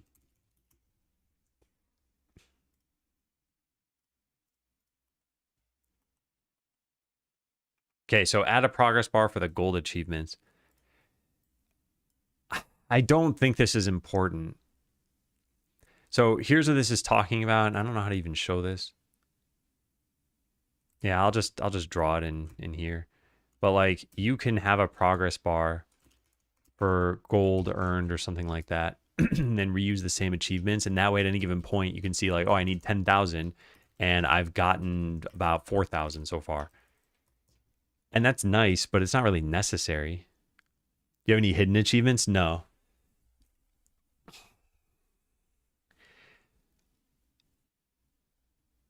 I was talking about this when we came up with some of the achievements, but I think there are kind of broad categories of achievements. There are ones that you naturally obtain. So like beat the first level, like, I don't know, launch the game, those sorts of things. Then there are, I guess, like intentionally difficult ones, like 100% the game or beat the game on very hard or something like that. Then there are some like fun or funny ones. Hidden ones, I think in Skeleseller would be like a little unusual. because you're not directly controlling the game. So it'd have to be something that you just kind of like randomly stumble upon. And I guess the sake of giving hidden achievements is sort of like to reward the player for doing something out of the ordinary. The closest we have to that is the click 30 apples or whatever. The game never tells you that you can click these. It just highlights them when you hover over them. Some people notice, some people never notice. When you do click it, it gives you a gold. So it's a very minor reward. Mostly only helps you in the beginning of the game. And if you click enough of those, you get an achievement. Have a storage full of boots. Yeah, like that sort of thing is very hard to do in the game and will probably not naturally happen to anyone who plays. So to make it hidden, I think, is already kind of crazy. But even if we made it an achievement, I don't think it'd be fun to do. At that point, it's just kind of an arbitrary task. Hey, Farles Barkley. This looks so polished and fun. It is polished and fun. In fact, you can try the demo now if you want to. Yeah, so I'm just not going to do this, I think.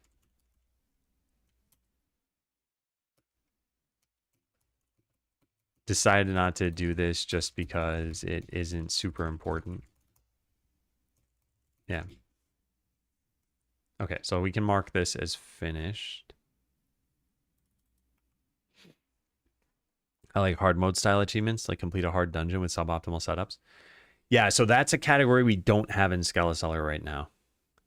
And I think if we were to add one, in fact, maybe at some point I should start gathering some like post-launch ideas that we can do. Post-launch ideas that we can tackle if the game is doing well. All right, so minor ideas. I'll put this in here. Hard achievements. E.g. get a gold medal for every bone mode scenario.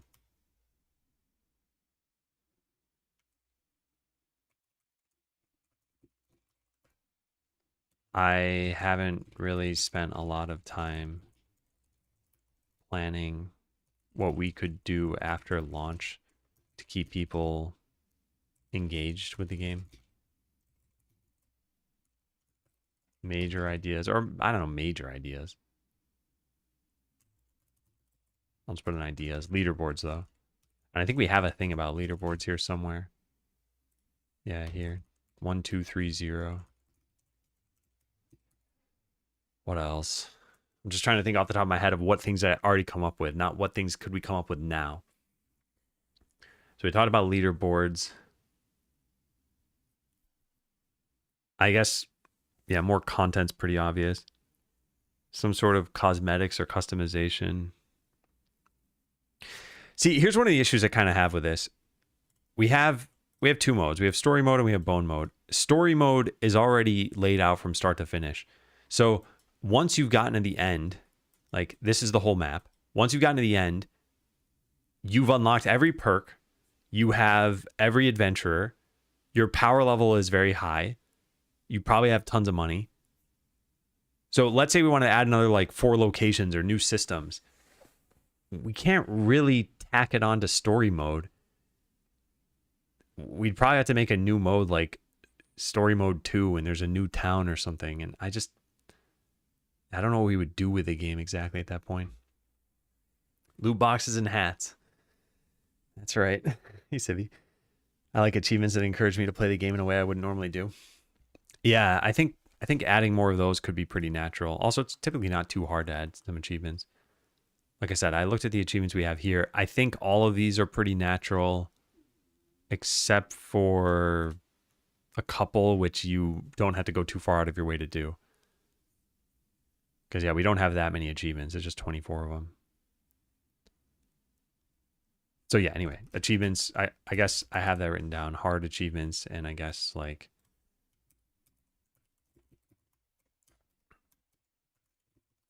that people wouldn't normally do, e.g. play, like, beat story mode with only 3 adventurers.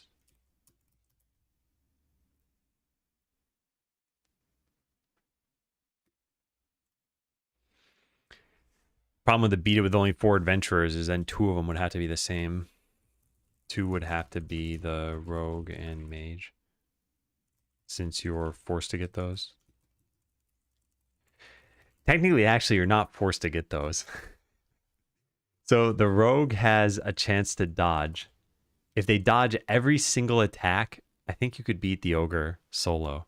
But I think the odds of this happening are very close to 0. And it's not in your control, because you can't level up. There's nothing else you could do, right? No. And the mage has some randomness too, but the randomness is how quickly they... You know what? Actually, let's try something really fast. If you got mental swiftness every single time, so if the chance to activate is 1,000%, can you beat the ogre? So now there's no randomness technically, because it's a guarantee. Oh, wait a second. It can't proc multiple times in a row? I didn't even remember that. Yeah, I guess we did that so you wouldn't enter some like infinite loop. So it can only proc 10 times per second. Okay, well anyway, new game. We got to get the mage and then send them into the ogre battle. Ogre battle 64. All right, so mage, go. Can you solo this boss? Let's find out. I'm going to guess no. So the only thing we did is every single time they cast, they get mental swiftness. So they'll cast their other spells very quickly.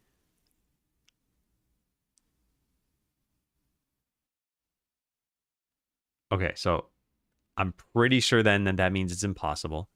They did 18.6 DPS. If we speed this up, they should also still do 18.6, right? Oh, they won. Ooh, I guess because I sped up the engine scale, the time scale. Yeah, whatever. Anyway, I don't think any real player is going to ever have that happen. Because I think they need to get like 10... What's the chance normally? 15% chances in a row, which is 0.15 times 10 like that, which then times 100 is this. So yeah, it's a fleetingly small chance. Hey, lava cake. All right, well, let's move on. What else do we have here? Make it to the final bone mode scenario requires you to be the final boss. It pretty much does, so I'm not going to explicitly say that here. Anyone fancy one for breakfast, lunch, dinner? Yes. I got Reese's lava cakes. Actually, my wife got them for me. And it was like a year ago. And I've wanted to have them, but you need to make them. And I don't want to make them. So they've just been sitting in the pantry or in a cabinet. We don't have a pantry. People restart Pokemon saves on Game Boy trying to get shiny starters. Yeah, that's true. Yeah. And I saw a video from someone on this pretty recently. And even the Ironmon challenge is pretty nuts. But I guess what I mean to say is, for most people, it's not going to be fun. It's going to be for the crazy people out there. So when am I visiting? Are you suggesting that you're the one to make them? Or that you're the one to eat them?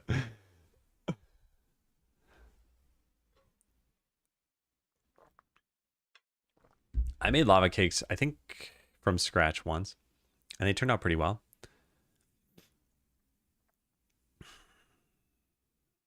All right, so make sure enemy graphics make sense. I still haven't done that yet.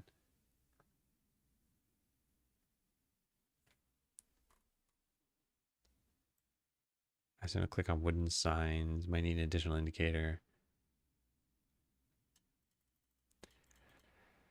I'm torn on this. I don't know how I feel about this. Like, the signs in the world were never meant to be the only way for you to interact with them. And some people like clicking them or finding them, but other people don't see them. That's okay. That's why the buildings menu exists with all of the signs that are there. So should we make the signs more obvious? What we could do is the exact same thing we do for NPCs. An exclamation mark shows next to them. And then when you click the NPC, it's just stops showing up forever.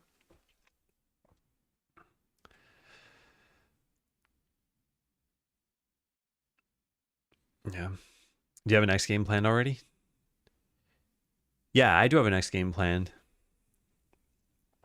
I haven't talked too much about it. and I have a lot of design left to do. Here's okay. I've kind of talked about some like potential futures of 2026. So if Skeleseller does amazingly well, then it's probably just work on Skeleseller for a while. If Skeleseller does terribly, then it's probably drop the game after a month or so. So here are the two extremes, right? Like, and they're extremes in terms of also the results. Like I work on it for very little time or I work on it for a lot of time. I think there's a case where it does like well, and I don't know how we define this exactly, where it's probably also work on Skeleseller for a while.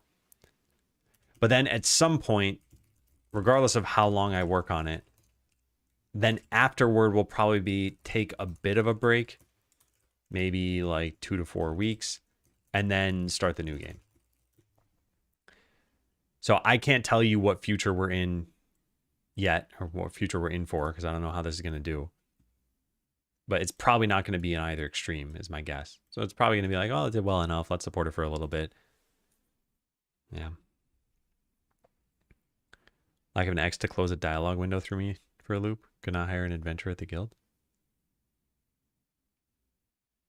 Oh, couldn't not hire an adventurer. Oh, yeah. That's the only time that you're forced to hire one, though, because it's the very beginning of the game. At every other point, you should be able to close a dialogue. Like if you click this, there's a dismiss option. If you later go to hire some, well, in this case, I have everybody, but yeah. Otherwise, you'd see a dismiss thing. Will you be using a publisher? And what's your opinion on them for indies? I won't be using a publisher. And my opinion is that I think it's a hit or miss depending on the publisher. From things I've read online, there are publishers who do next to nothing for the game. Then there are publishers who, oh my God, they made the game what it is. So I think if you get a good publisher, I think helping with marketing and localization are typically things that are hard for the average indie developer to do themselves. And I mean, especially marketing can be hard. But you can also just hire a marketing agency or a localization shop or something like that. You don't necessarily need a publisher to do those things. So I think a lot of this comes down to how much do you want to do yourself? How much do you want to source yourself? And how much do you want to just have someone else to do this and then share some equity with them? And yeah, I think one of the problems is that it's hard to know what are the reputable publishers and how much are they doing for you. And anything short of that, you can look at their games on Steam. So every once in a while, like let's say, I don't know if this game had a publisher, but let's look at Rusty's Retirement on Steam. So you'd look at this and you'd be like, overwhelmingly positive, 6,000 reviews. Okay, that's pretty good. They probably had a lot of sales and this game probably did well. The publisher is the same as the developer, so they probably did not have an external publisher. But let's say they did. Let's say this publisher said, you know, Adam's Publishing Agency. You don't know if the publisher did anything for this. All you see are the results. You don't know if the publisher helped or the game was just good. And in this case, they published the game themselves, so the game was just good. Would a publisher have raised this to 30,000 reviews? Would it have done worse? Would it have done the same? Who knows? So I think it's just difficult to know, are you putting all your eggs in the publisher basket? And you might think, well, okay, I can still do things myself. You can, but you're giving up equity usually for publishers. And I've heard that some have pretty nefarious contracts.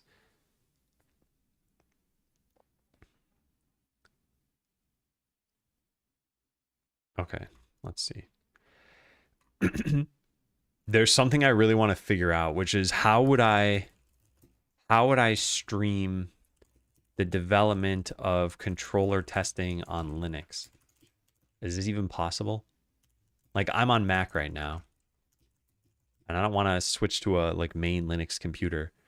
So what Linux machines do I even have? I have the Chromebook and I have a Steam Deck. How would I show you what I'm doing there? Maybe like a VNC viewer on Chromebook. HDMI capture. I don't have a capture card. Maybe you could do that anyway, though. I'm not sure. I become a publisher stalker and check their other relationships. Yeah, and if a game developer is willing to share with you, oh, hey, here's my candid feedback on the publisher, you'd essentially be a total stranger in that case, then yeah, you might be able to get some insight.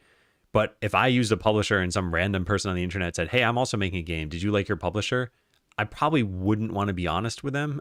I wouldn't want to lie to them. I'd probably just be like, hey, sorry, I don't want to share. But I don't think I'd be forthcoming because like, what if it's the publisher messaging me and just saying like, hey, what did we do wrong? And I don't know. Yeah. So I don't think you'd have a lot of luck with that route, but it could be worth trying. So yeah, can I do this somehow? Because I need to test these controller issues. I think even if I could, it's probably not interesting for the stream. I got to spend some time on this at some point. Spend time on the Linux controller issues at some point. Yeah. All right. Well, let's look through the Godot issue backlog, or the Godot issue backlog, the GitHub issue backlog. Issues. I'm going to sort by oldest ones again. Is it already sorted by oldest? Updated. Let's go with the created on. And then go to the oldest ones. Hey, Dev. How you doing? And hey, Caleb. If it's a publisher undercover, then we have a great game idea. What? Do you mean the game would be detecting an undercover publisher? Because it's sort of like Spy Party, I think. Is that the game I'm thinking of? Yeah. There are a bunch of NPCs at a party, and you as a player need to blend in with the NPCs and like complete a mission somehow. All right, so improve the press kit. What do we have to do with this? See Ski's Discord message. Consider adding the garbage slime or other cutesy stuff.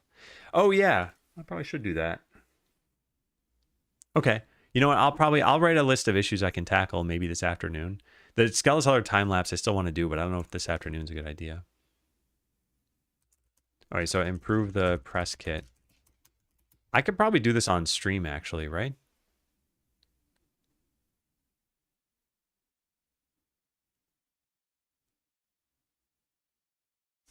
Yeah, I could probably do this on stream. Let me copy this link.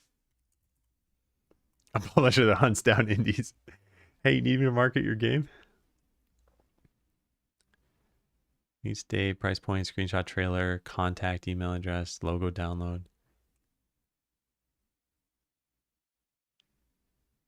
All right, let's copy this.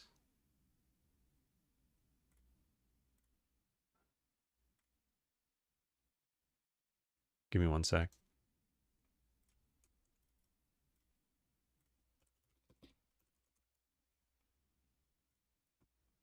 I think most people look at the Steam page.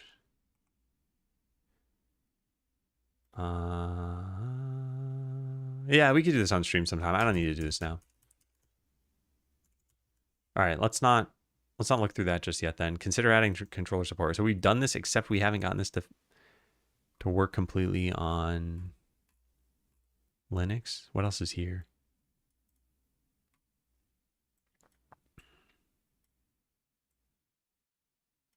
Oh, I haven't done this yet.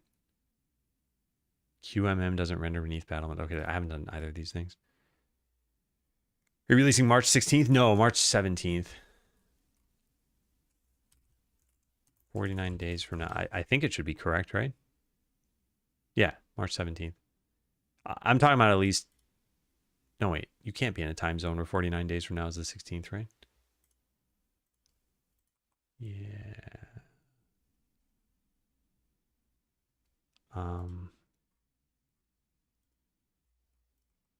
Yeah. Should I just do this now? Yeah, how's it going, Ginger? I feel like I should just do this now. Yeah, fine. Let's just do this now. Okay, so we go to skeleseller.com, download the press kit.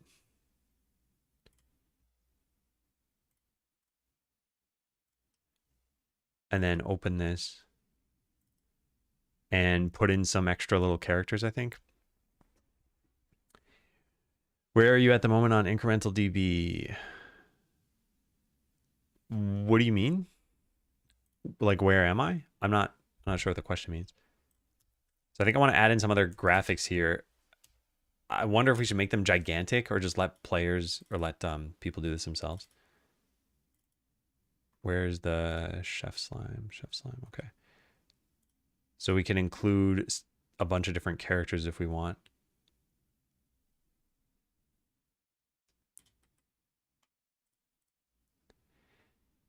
I kind of want to do that. Just put in those two. Yeah, let's just do that.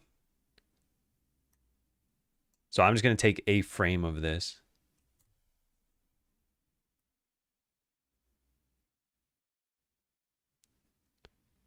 What size is this spreadsheet? 136. And how many? What do you? Oh, there we go. We have 4 of them. So what? 34 pixels. All right. And how many did I select? It says width 33, but I don't actually think that's correct. Yeah, I don't. It's off by 1 when you select these things. You can't see it because my camera's covering it, but it said 33 pixels until I let go of the mouse. I mean, with upvotes and downvotes on it. Oh, is that private? I thought anyone could see those. Yeah, it's 37 and 16. No, they're not private. Okay, yeah, never mind. Never heard of it before. Yeah, I think that incremental DB is something that wasn't on my radar until I saw it as a traffic source. I just verified myself on the site so that I'm considered the game developer now, which I don't even think is really going to be all that important, but it's done at least. I also found out about some site called, oh, what is it called? Hang on a second. Galaxy.click. So this is for a lot of idle games as well. These are all games, though, that need to have a web player so that when you click it, you're just playing the game immediately. And that way, too, they can track some metrics for each of these games and figure out like how much time went in each one from players. But I'm not. Unless I made Skeleseller a web game, I couldn't do this. I guess I could make the demo into a web export. Although even then, I'd have to wait for a Godot update. By the way, Ginger, please try not to segment your messages. And yeah, congrats if you're uploading there. Yeah. Yeah, the C# version of Godot doesn't let you do web exports yet. They're still working on that. All right, so we're going to export this. I guess just copy it into a new thing. Yeah. And do I want to export this at like some massive size? Because I think if people see this tiny graphic, like if I hit export right now, and I just put it in downloads, where's the press kit? Press kit 2, yeah. We can say this as Chef Slime. I think people are going to be like, why is this so tiny? And then they might try scaling it up themselves. Not sure what I should do with that. Will you be upgrading to 4.6? I was thinking of trying it out. I think one of the issues with upgrading at this point is that I might not see any bugs that result from it for a little while. Like we still have 49 days to detect any of those sorts of bugs. But yeah, what happens if something slips through and then it's too late to downgrade, but there's no workaround for whatever bug? Hey, Paman.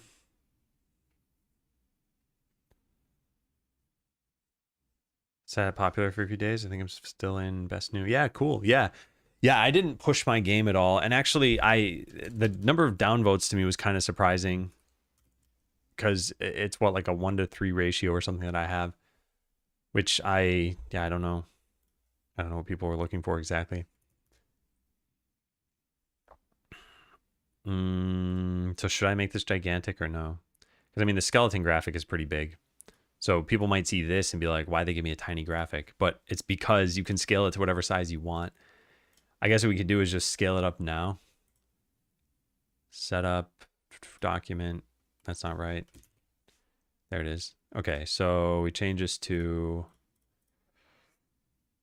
I don't know. Where's percent? Oh, that's weird. All right, I guess we can just do times 10. Oh, I changed the canvas. Whoops. Resize document.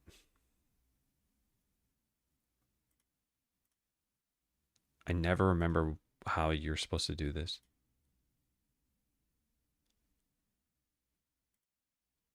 Because you have to resample, but I don't want to resample, do I?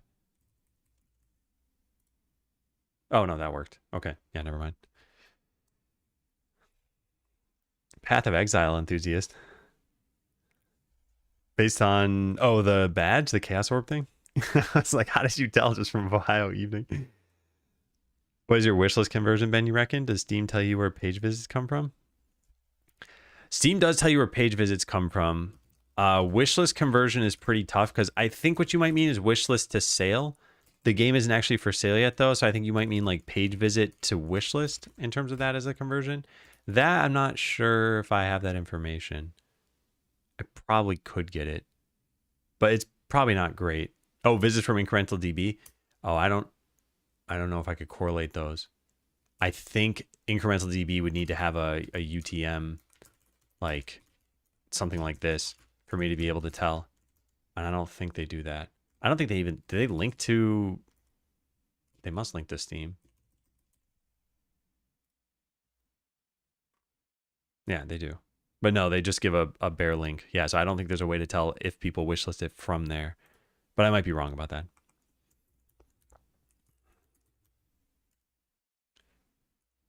Okay, so we've expanded the size of this. I don't think I actually saved it though, right?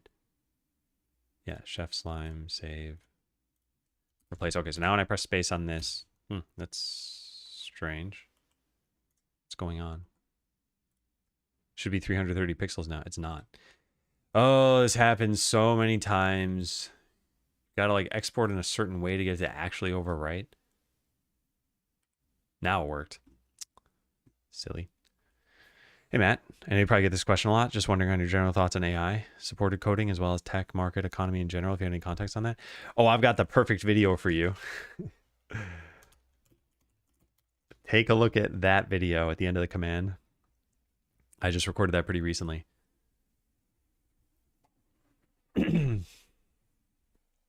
Didn't put a wish list button inside the game, just on the main menu. But on web build, people just exit the page.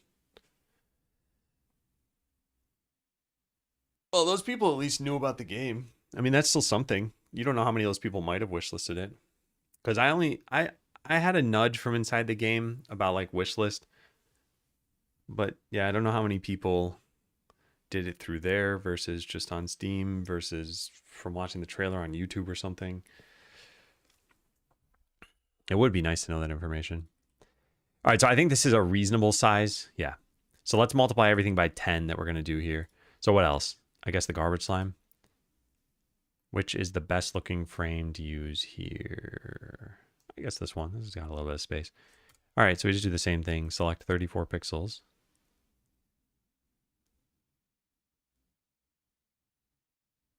Okay, so here's the problem. You can see what's happening, right? Like I'm moving the mouse slightly so you can see the little reticle changing. And what you can't see, I'll turn off the camera so you can see it, I guess. Whoops, that one. Okay, so look at the right side here. Oh, this is really tiny, but it says W and H. This is the width and height of your selection. So if I click and drag, here I'm selecting all the way to the shadow and it says 33 pixels. If I move the mouse just slightly to the right, it says 34 pixels. But my selection is 34 pixels no matter what. And depending on where the mouse is specifically, it thinks it's a different number of pixels. I do not like that because it makes it really hard to know how many pixels I actually select because I need to be to the right of the boundary. This is affinity. And I think affinity is generally decent, but I do not understand that decision for them to have like rounded. It just doesn't make sense. It's like, what's your literal selection of pixels? I'm in pixel mode. If I were in vector mode, maybe it would have made sense to do it that way. All right, so now we do this and expand. What happened? There we go. We expand this to 330 pixels. Resize. So now it should be gigantic. And then we export the whole thing as chef slime, or not chef slime, garbage slime. So now we got a couple of those graphics. What else should we maybe put in? Coins?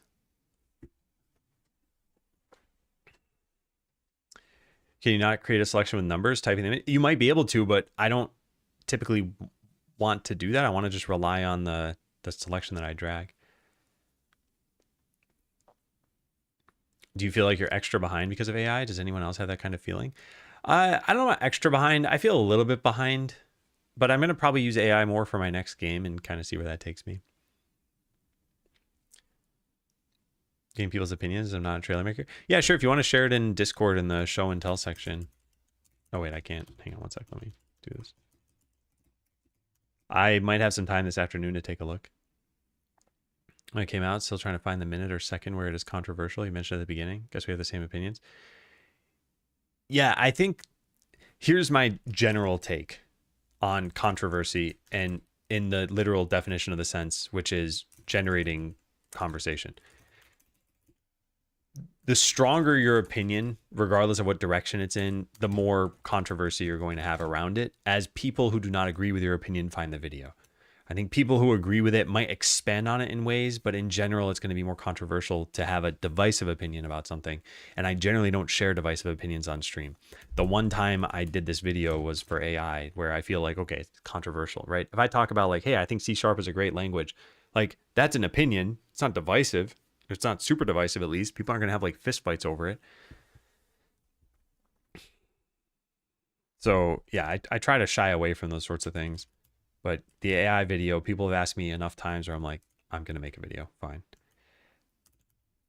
All right. Anything else we want to put in here? Maybe potions or items. I don't want everyone's video looking the same because I put like 2 graphics in here and then everyone used them. Yeah. I'll try to take a look. Maybe this afternoon if I find some time. Okay, that's not even a graphic. These are just abilities, battle map. I don't think we really need characters, anything else. I mean, we could throw in some of the adventurer graphics. That might be kind of cool. Maybe throw in like one of each.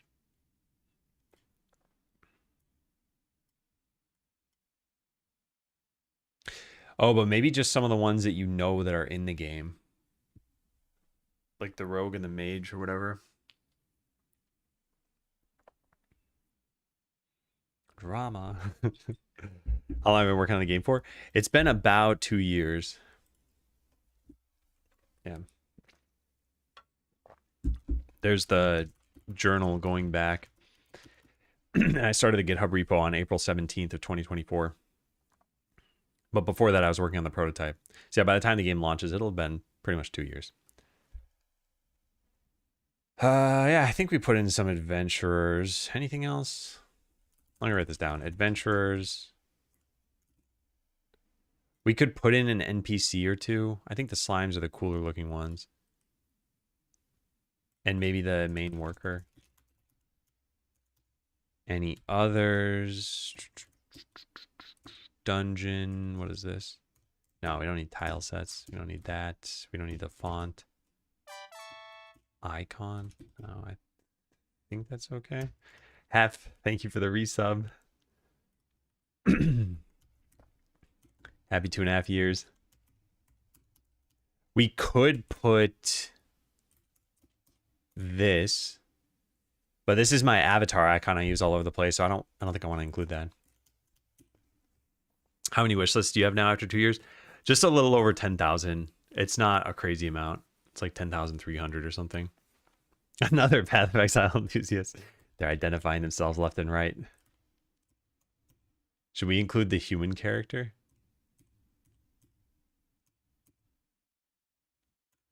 Yeah, maybe this one too. Okay, let's copy that. And maybe that's it. I'm just looking through to see if there's anything else that we want. I mean, we can include some item graphics.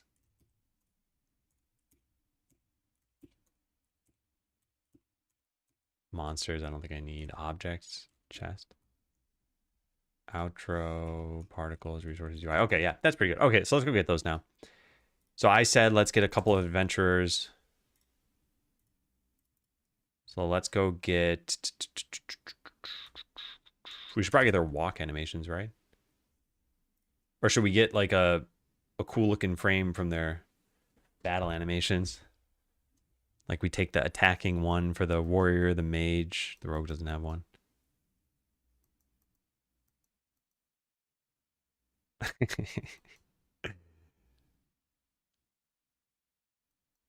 I don't know. I'm a little torn. But I think we did take them. We'd take like this witch doctor frame. Maybe one of the cleric frames, mage, warrior.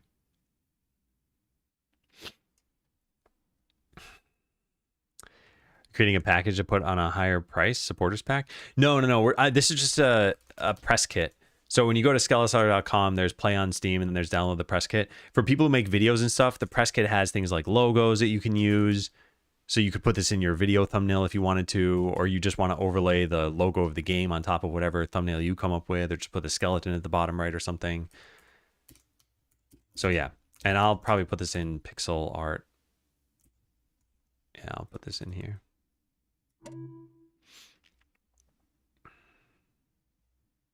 When a new league hits. I do like some of these frames. So yeah, let's just take whatever is interesting. I don't know, like this is pretty cool. Let's take that. Is this the wrong program? It is, yeah.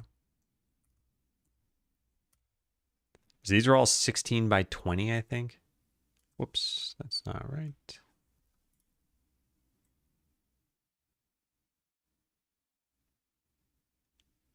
That's not 16 pixels.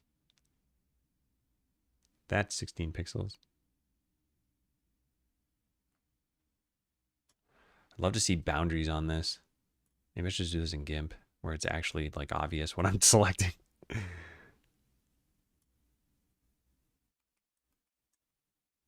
I'll just do it in Affinity.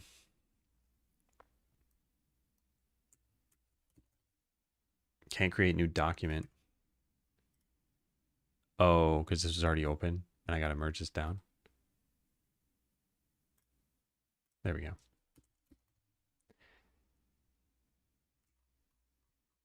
I don't think it's obvious that this is even the warrior just from that one frame. Yeah, let's just get their idle animations maybe. Yeah, these.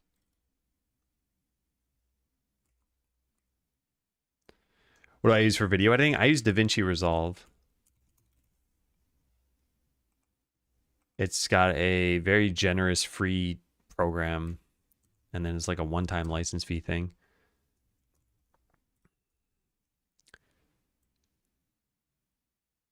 All right, so I'd like all these to be 16 by 20. Whoops. Did that not work? Sometimes. There we go. It trimmed it though, man. God, I just sometimes hate this. All right, I don't want to do this anymore. We're done. That's it. We're just keeping that. Yeah, I don't feel like struggling with this. So let's go export this as the new press kit. So we should probably just call it press kit. I guess delete that and that. And then call that press kit and compress. Okay, there we go. I'll put that online later. I'll write that as a note for later. I don't need this on stream. Upload press kit to skeleseller.com. There we go. Your new pixel design in DaVinci? No, I don't think so. I think you might be combining what you saw me doing here with what Hex asked. And yeah, no, DaVinci is just a video editor.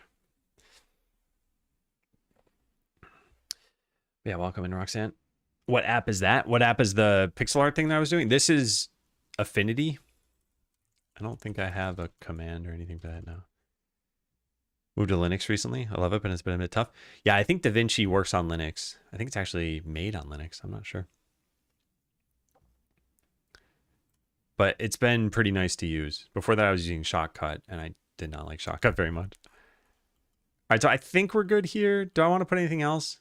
Is my email address on this site?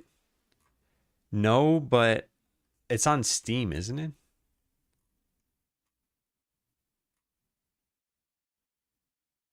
Is it on Steam?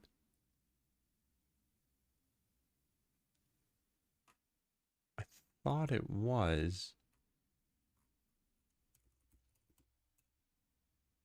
Huh. Strange. Also, 4 curators have reviewed this.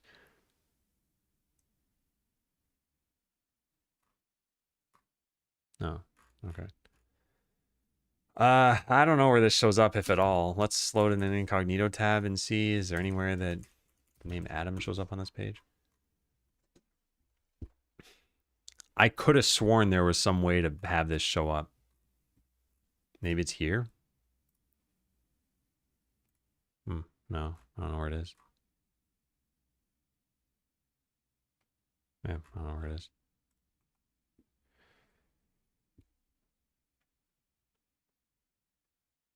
Put it as a hyperlink in the copyright at the bottom. Yeah, well, the other thing I could do is I could put it into the press kit. Like, whoops, I mean to click that. I could make a file in here. In fact, let's go do that. Home, downloads, press kit. And I could say something like more info.txt. Okay, so game development time, 2 years. Started in March 2024. Team size, see the credits.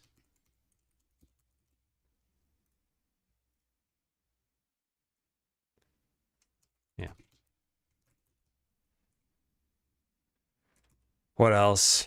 AI disclosure. I don't know where the AI disclosure even is. Let me go find that. There it is.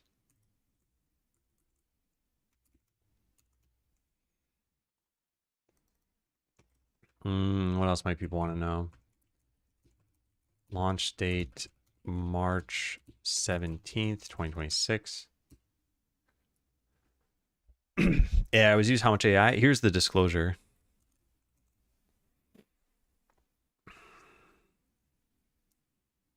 Oh yeah, email. That's the whole reason that I wanted to do this, right? Email address, adam@skeleseller.com.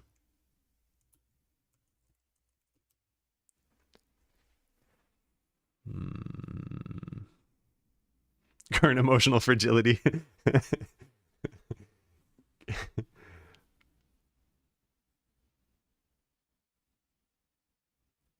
Or team size. Yeah, I think that's probably fine.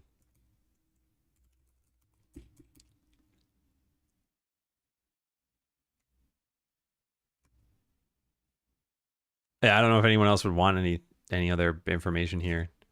Is Discord linked on the site? I don't think it is, but it's linked through the game. Yeah, Discord. I guess I'll put the link in here. Copy link. No, wait, no, there's no reason to do this. It's on the Steam page, right? So I think it should just be everything that's not on the Steam page. Just clear someone in chat here to post a trailer to the game. Yeah. Ginger Dev posted. Am I using Google Docs more than Obsidian? I don't think so. I do have this command.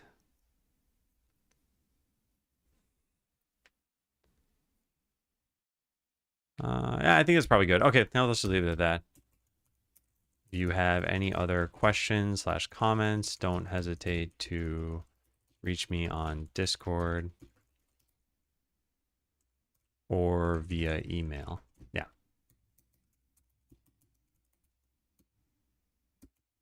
Great. Okay. So now we go and delete this and then recompress this. Compress to impress. All right, done with that. Anything else that's on here, make sure it contains everything. I think we've looked through that. That's fine. That's fine. That's on the Steam page, and I'm not going to put this... Okay, so I think this is probably pretty good. Oh, wow, what's that? It's done and already available. It contains these things. Okay, yeah. Closing this issue. I just added some of the missing stuff from the original comment, although I haven't uploaded it yet since I'm still streaming. Close. Cool. One more issue closed. All right, consider adding controller support. Still got to work on that. Service game stats to the player. I don't think this is ever happening. Whoops. I didn't mean to do that. Guilds should have a signpost with stats about practically everything. Oh man, number of items sold. Do we even track that? I don't think we do, and I don't think it matters. Yeah, I don't think this matters. Yeah, now that we're so close to launch, I don't think this is worth doing. Even in other games where this was done, well, yeah. Hey, DJ. An inch of ice on all the streets, man. Hope work was canceled for everyone in school.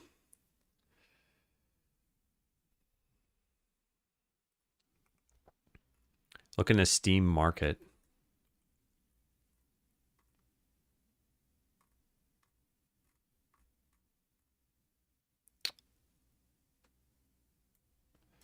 Yeah, I said do this if the game is successful. So maybe we should just add this to that new issue that I filed. Lyric was playing a game that looked a bit like yours last Sunday. He does Sub Sunday where you can vote for games. I heard many games got some traction after he played them.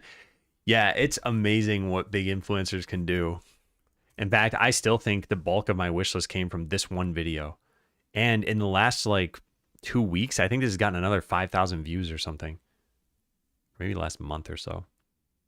So it's still generating some wish lists for the game. And I didn't even reach out to this person. I'll definitely be reaching out to them for launch. But yeah, imagine if Lyric played Skeleseller or something, and then yeah, like 2,000 people went and tried the game.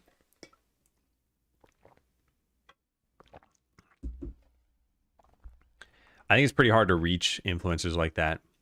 Because, I mean, by the very definition, they have influence. So everyone is trying to get influence. Are those thumbnails AI generated? Yeah, very likely. I actually like them. Like, this was AI generated. There was a new video uploaded pretty recently from a new YouTuber. Yeah, this was AI generated. This one in particular was kind of striking for me because, let me take a picture of it so it doesn't animate itself. Because it kind of matches the cover art of the game. If you look at this, so take a look. There's the purple portal in the background. There are some shops. There's like a little blur effect. There's a skeleton holding a potion. There's no gold anywhere. But then you look at the picture and there's a skeleton holding a potion. There's a purple portal in the background. There's the blur effect. There's the shops. There's a bunch of coins in this one though. But I'm guessing they said, hey, take the logo and make your own thing based on it. But I like that people are doing that. I think it's kind of cool. And if you look at all the Skeleseller videos that people have uploaded, there's a decent amount of AI being used. Like this one's AI. This is AI. These are not. These are not. That's not. That's not. That's not. That one is. Yeah, and it makes it look a little bit different because otherwise a lot of people are using the logo and like stretching it kind of weirdly too. There were some other, yeah, like, oh, that's not AI. I think this person actually just drew the skeleton themselves. That one's definitely AI. And that doesn't represent the game at all. But this video still did decently well because they posted it on Steam. Hey, bye, Bob.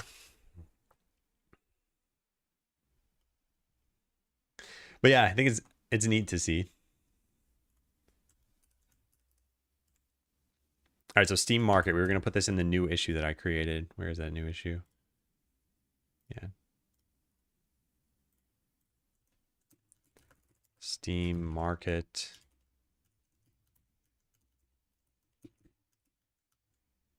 Cool. As per my last prior comment, I'm going to close this for now. It's being tracked in 1279. Should Skeleseller do well.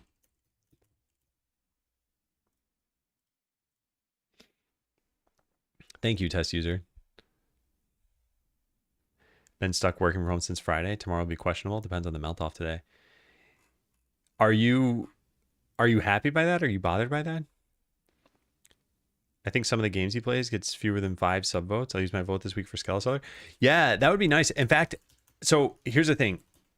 I do think that would be great. If you want, I can share a Steam key with you or with Lyric. So you could, I don't know how this goes. It's probably just you add a thing to a spreadsheet and then he rolls a dice or something. But if you can add a comment, you could say something like, I can get the full game for you, even though it's not out yet. Like I watched the developer stream on Twitch. But yeah, that would be great. In fact, I really, really appreciate this sort of thing because this is a potential like massive payoff for Skeleseller. And it doesn't take you a lot of time, so I don't feel bad asking for you to do this. And I didn't even ask you volunteered. But even if I did ask, I think it'd be a very reasonable request. Wife and kids are getting antsy. Yeah, actually probably a lot of people are getting antsy, I bet. Not that you would take the stuff down, but just thinking about how AI is now. Is using your menu as a reference image for AI to use for a thumbnail against copyright. So I think it's probably fuzzy. You know, one of the things I've heard before is that if you generate an image with AI, you don't own the copyright to that image. But in this case, even if you hand drew a picture that was based on the town menu or something, like, would that be a problem? In this particular case, I don't think it really matters. Like, what I'd be concerned with are people stealing the game and people stealing the soundtrack. And I guess people stealing the assets. That, yeah, any assets. So I guess the music counts too. But if someone's gonna like make a YouTube video and they're gonna use the assets in their thumbnail, like, I don't care about that. That's not them stealing the assets. But if someone were to make their own game and call it, you know, like Potion Vendor or something, and it's got like sprites ripped from the game, I'd be very mad about that. Oh, add missing UID file. Okay, what next? Rename town and town scene. I don't think this is ever gonna happen. Yeah, I don't think this is ever gonna happen.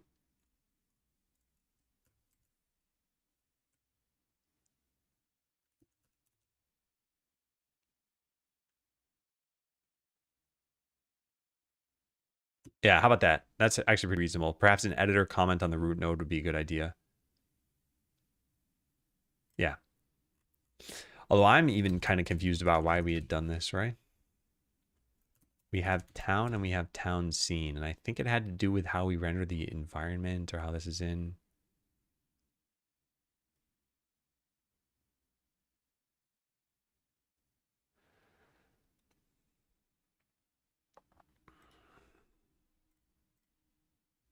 Hey, Ate. 486. Train everything. Train the new Mitch bots. Man,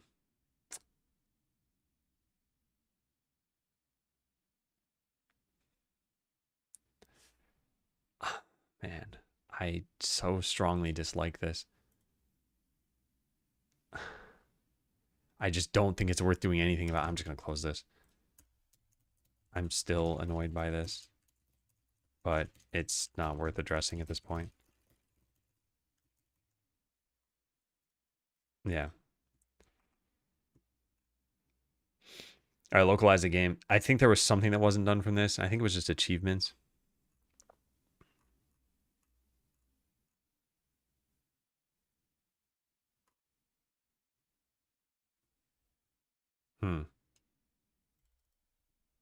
Actually, this is pretty interesting. I should ask Kevin to do this. And write a note to myself. Marketing idea, have Kevin do a YouTube video in Spanish using his own translations. I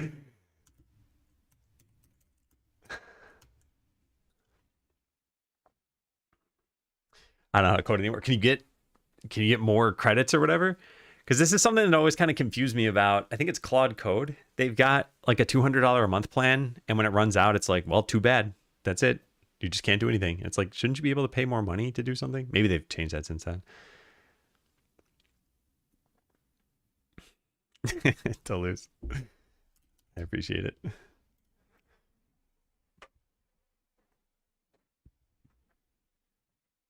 Oh, wait a second. I don't get it.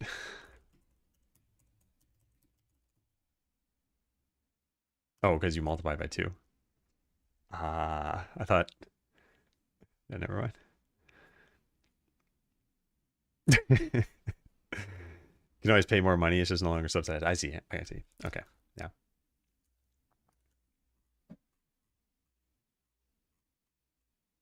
Okay, so this is pretty much done at this point. Some languages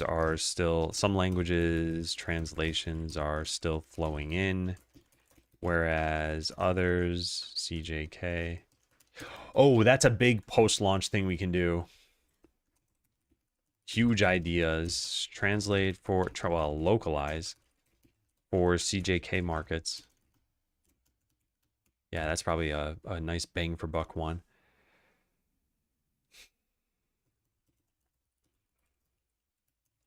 Maybe they'll be picked up by 1279. Close. Okay, cool. Fully launch the game. This is something we obviously can't do just yet, What is this? There's still planned features. We should consider putting a roadmap image on the Steam page or something. Yeah. Post a major news update. Yep. Yeah, we can't do any of this stuff right now. Although we could do this potentially. I have finished the original soundtrack. I could put it on YouTube now. I wonder if that's a good idea. Actually, that is probably a good idea.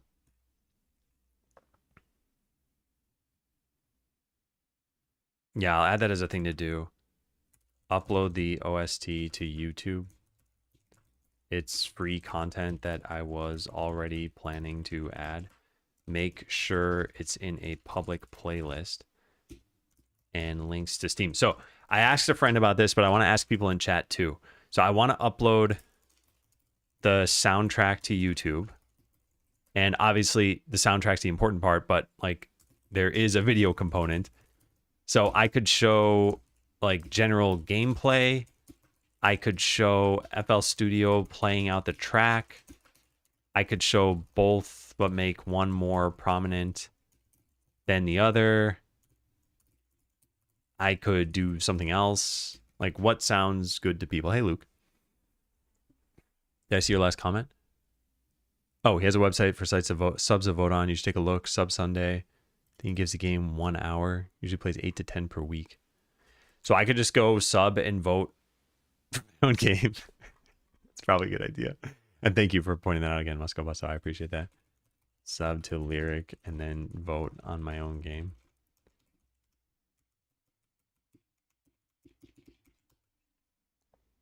Can you have it marked as music somehow? I think all of YouTube is automatically indexed by music.youtube.com. Or at least any music videos would be. Is it Windows Media Player visualization? Some of them are really low and still get to play, yeah.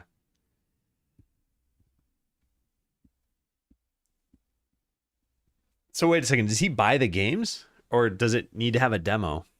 Because I was going to say, if he only plays a demo, it might only be half an hour, and he might be like, okay, well, whatever, let's move on. But if he buys the games, not even memeing. Some people do use those visualizations, and that does fit into something else thing. And I've seen that for like Undertale videos and stuff. And I think that is another route we can do. I always thought it'd be more interesting to see it. Where is FL Studio? I thought it'd be more interesting to see it playing out. Whoops. So as an example of what I meant, I guess I have it on the Botland videos. Botland OST. Yeah, like what I did here. Whoa. Okay. Yeah, so this is just like, it's a visualization. It doesn't tell you anything about the game. And I ended up putting them all into one video, which I think is a bad idea. And like, yeah, I don't know. This one has more going on visually. What do I have?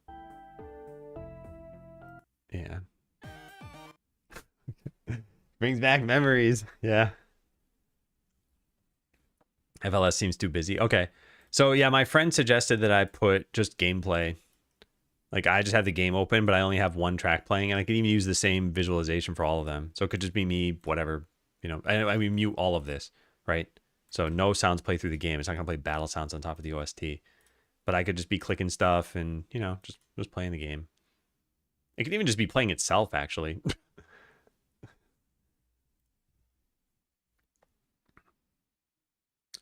For YouTube Music, you need to publish it through a distributor. Really? You have to? Does that mean that if I go to, let me try this out, music.youtube.com. So can I find the Botland OST through this? No, you don't need to do anything special. Like this just shows up. I didn't do anything. Whoa. How do I turn that down? Now let's just mute this. Yeah, whatever. Let's just not play it. Yeah, I don't think you need to do anything special for this. Because there's no way I did anything special for this. I just put it online and it's there. So I think it's probably automatically indexed. Do a playthrough across all the tracks. That can be cool. Yeah. Okay. I think I'll go with that. All right. Where did I write this down though? Didn't I just write it somewhere? Ah, there it is. Upload OST to YouTube. It's free content. Make sure it's a public playlist. I can just do one continuous playthrough across.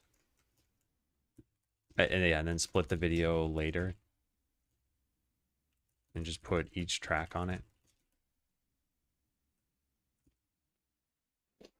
You want an Apple and Spotify? Yeah, that I don't think I care about. Because as long as people have access to it through something. Yeah. So I don't think I'll do the FL Studio thing, but I could put it on top of the video.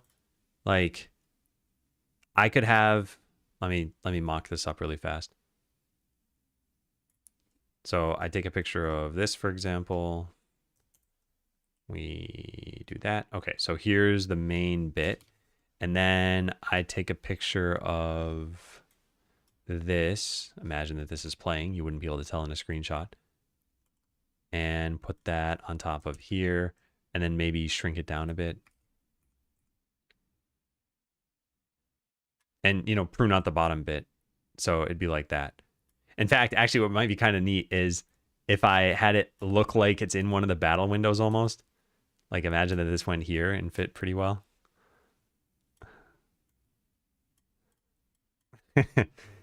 And there'd be another couple of battle windows, but this one would just be playing out the music. I don't know if that's a good idea or not. And also, I'd probably want to expand these tracks. So, whoops. How do you do this? Not like that. Hello? What am I doing?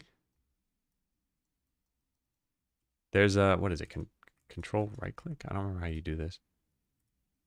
Because I just changed my mouse and I forgot everything. Okay, that worked. And now we do that. Yeah, so if I did this, then it would show this very large and it could probably fit in the window. I like that. I just think if I'm showing gameplay, it might be a little confusing. Also, if I move the windows, I'm going to need to do video editing. But I'll put it down as an idea that I could do. So let's copy this. So I guess merge down. I could even put the visualization into the battle window, but then I wouldn't be able to move the battle window around. I guess it could be a fake battle window that I add in post. I think that would be actually kind of neat. Yeah, maybe I'll do it, maybe I won't. All right, but yeah, that's something else I can tackle. So that is part of fully launch the game. Save auto battle settings. I still think this could be nice to do. Simply restoring battle windows in a walking to portal state might be nice. Yeah, I think that would be good. I think we should still tackle this. All right, so I want to track this for some time. I don't know, maybe tomorrow. Save party configurations and restore them walking to the portal. What else? Add fun events.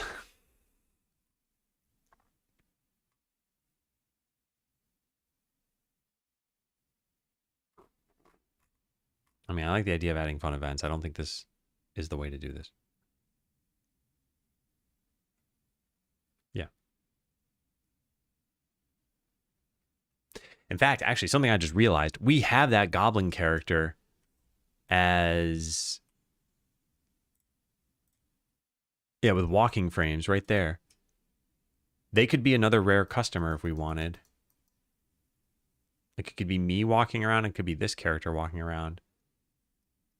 But I don't think there's much of a need for that. I'd like them to do something else. Maybe they walk around and you just click them and they drop an item or something. All the customers are only Adam. Well, we have... Okay, so... Yeah, I thought this was a little fun idea. For whatever reason, the creator of Super Retro World has some graphics with like Santa and elves. Let me see if I can show you those. I think they're here. No, I don't think we included them. But hang on, let me go find this really fast.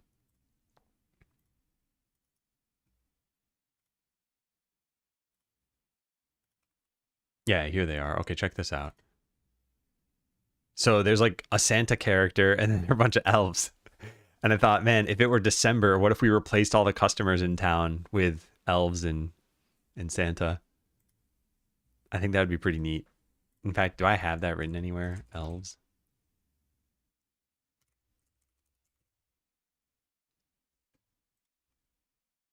Change customer sprites when playing on Christmas. Yeah, I'll copy a link to that, by the way. Where did that go? Whoops. Huh. Where did that go? Can I copy the path of this now? Apparently not. Apparently I closed it. All right. Well, it wasn't that hard to find in the first place. So I'll just go find it again. There.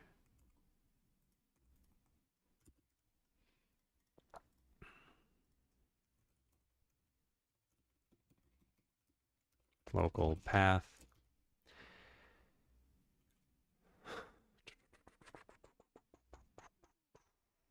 See if this is the sandboxing is blocking anything. I'm not even going to check this. Oh, Discord. Oh, fine.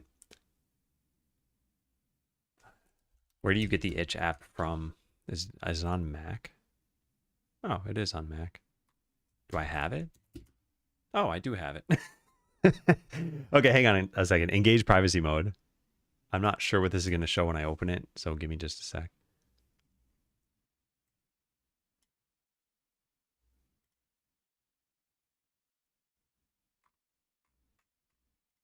Okay, I see.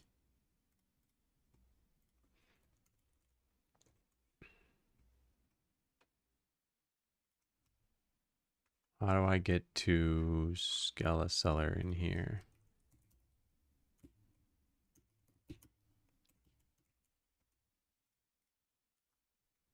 Oh, you can't paste in here? What?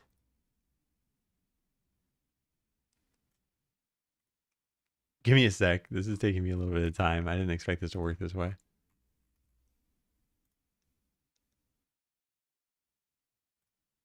I can't find... There it is. Okay, so install. Select install location, computing space requirements. What is this doing? I don't think it should take that long. Demo's quite fun. Nice. I'm glad you tried it and liked it. And hey, is Matt? Do you know Itch had an app? Yeah. I only know that there was a problem a long time ago because someone tried doing this wishlist on Steam and they clicked it and it didn't work from the Itch app because of some kind of sandboxing that happens. So I want to see, is this a problem with launching Discord? And it's just stuck on computing space requirements. So I don't know if it's going to ever work. Let me just cancel and install again. No, it's still doing computing space requirements. I don't know why this is taking so long. Strange. Yeah, very strange. Is there a way to... What is this window? Move this out of the way. Do I need to update this? Oh, there it goes. Okay, install. All right, it's installing now. And launch.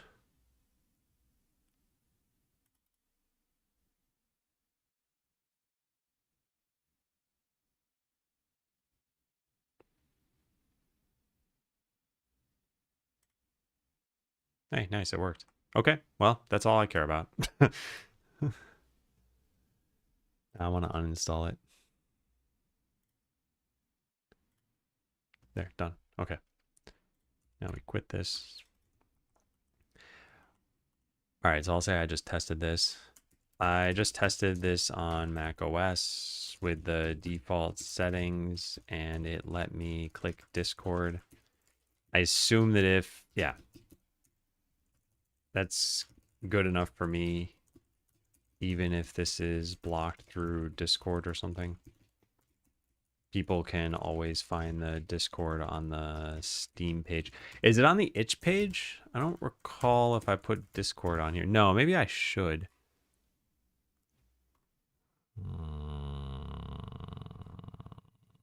Yeah, maybe I should put it there. It's on Steam, I'm pretty sure. Right, yeah, Discord link is there.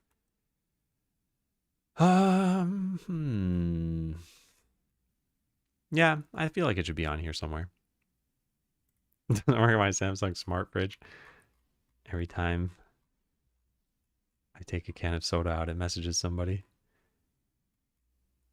All right, credits. I don't know. I'll just put links. Yeah, let's make a bulleted list. Credits. Discord.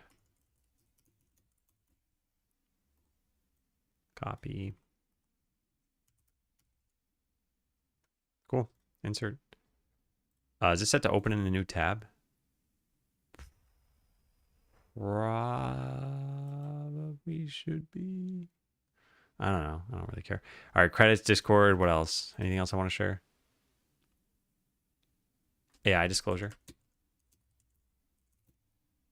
Yeah, where'd I put that? Someone in chat asked for it. Ah, there it is.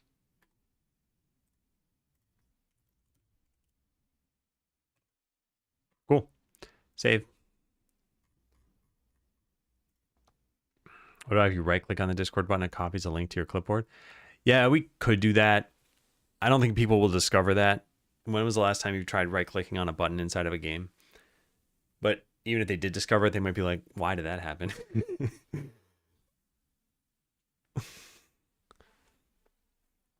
Standard should always be open in the same tab and you can choose to open it. Yeah. Okay. Well, I'm pretty happy with whatever I just did. So close. All right. What else? Make sure saving while dragging an item doesn't do anything bad. This should be pretty easy to test, right? I finally tested this. The only problem I could see is that the mouse cursor doesn't get reset on loading, so it's still a grab cursor. Did I fix that part? I might have. So we get an item, we save, and we load. And yes, this still does not get reset.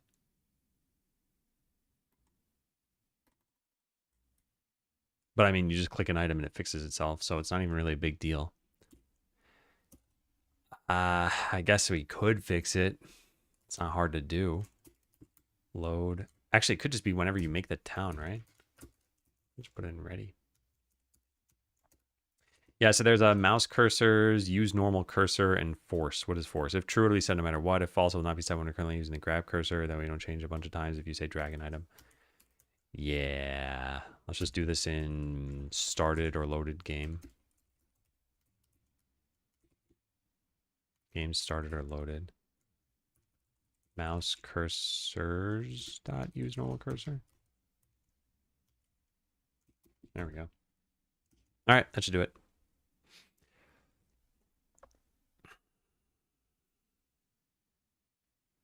I think this is only for the case where you're loading in that exact scenario. And I think this is going to cause a different problem.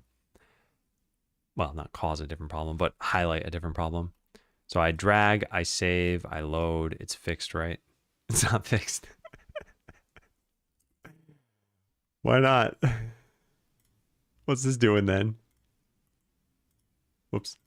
Yeah, there we go. Yeah, use no. Oh, I forgot to force it. Force. Right. Hey, Krasner. Haven't been the same without you? Yeah, mine haven't been the same without Krasner. Wishing me a good week. That's why I'm back to streaming.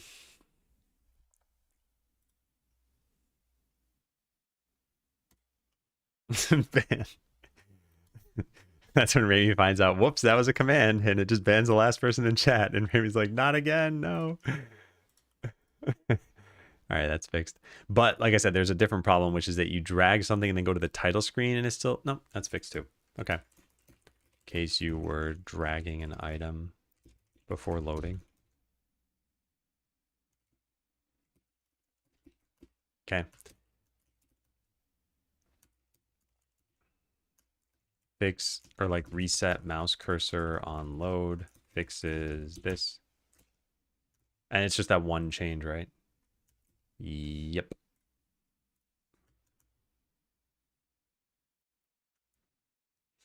Oh no, I know, but the bot could have been made to ban.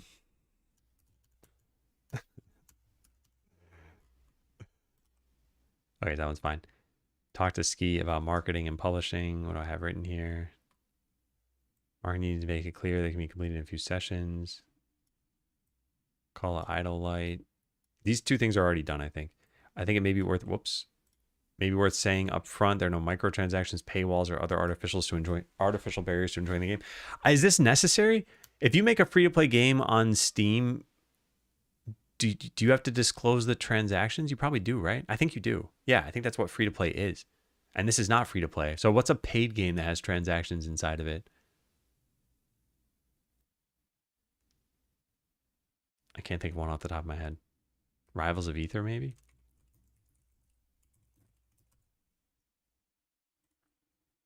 Yeah, I'm pretty sure this has it. How do they indicate that? In-app purchases. Yeah, okay, good. So this just won't have it. So that's fine. Keep an eye on indie game quote tweet chains where developers post about their indie games by quote tweeting other devs doing the same thing. First game, try to build recognition. You gotta have a contest during the demo, like a leaderboard. Give Steam keys, still list of people on that note. Yep. Watch this video again. Is this the marketing video? I think it is. Brand new games of Reddit ads. Consider key mailer and what else? Still think a supporter pack with a golden skeleton is not a bad idea. Man, I like the idea. I think it's a bit cash grabby though. So we say like $15 regular version and $25 supporter pack. Your skeleton is golden.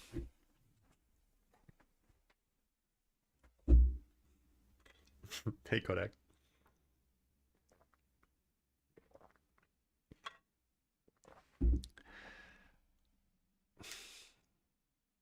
I don't think we're going to do this. Either these ideas were all done or they're not worth doing.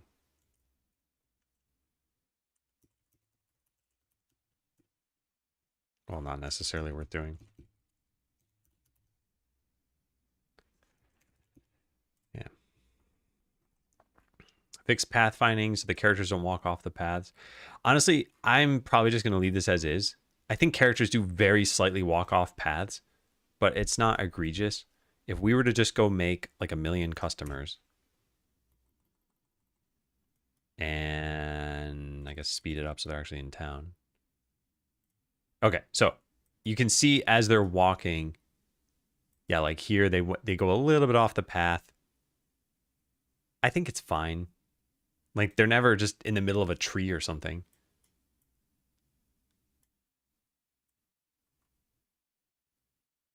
Yeah. So I don't think I'm going to do anything about this. I also walk off the paths. It's realism. That's right. I'm just going to copy paste that into this issue. Okay, honest take. I don't think this is ever jarring enough for us to worry about at this point. Okay, and hey, Zero. If you want something like a supporter pack that doesn't feel like a cash grab, consider packing it with WAV or MP3 files of the soundtrack. That's a common perk. Yeah, the only thing is we have to make this decision pretty much like now. Because I think if we're going to make a supporter pack, it would have to be when the game launches.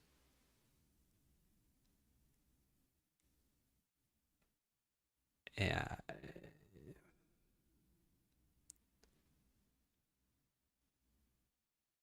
I don't think I'm going to do it. I'd rather just put this stuff out there. In fact, something else that I have is I kind of want to make some sheet music for Skeleseller, or maybe, oh, hey, I have this here.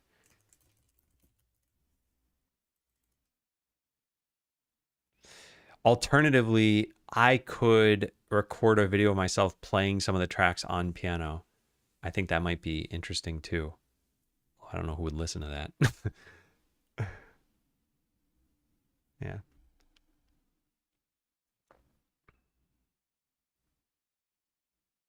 Guessing it's something since they keep popping up. Well, and also it's just so cheap to do a lot of the time that it's like, well, if you do it, then you might get an extra $50. And it's like that $50 might have made it worth your while, even if that represents, you know, like 0.1% of your sales.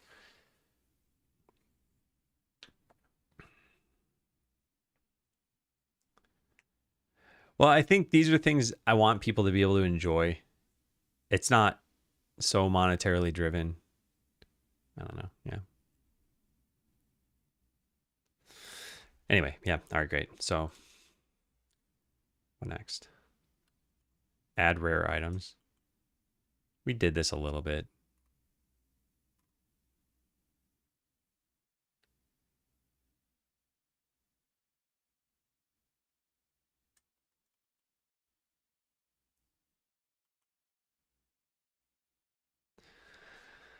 Yeah, but we only really did it a little bit. We also had some animated items that we never used.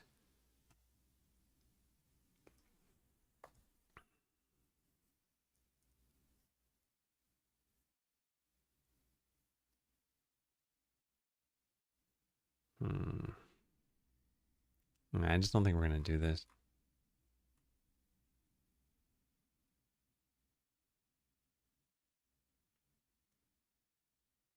Yeah. I don't think we're going to do this at this point. I think story mode goes by fast enough. Well, let me think about this. What if after one of the final bosses, like maybe the third one from the end, you get a new perk in the treasure room that says unlocks the ability to find rare items?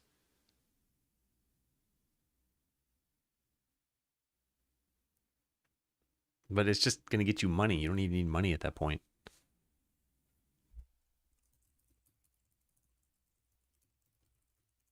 It don't even matter much. It's like a fun flavor thing.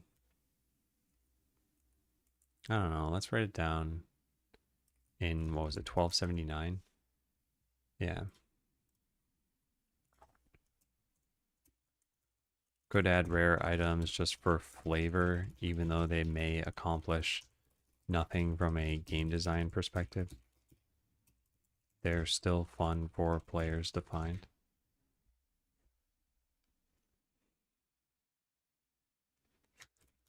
Yeah. Trophy system would have been cool.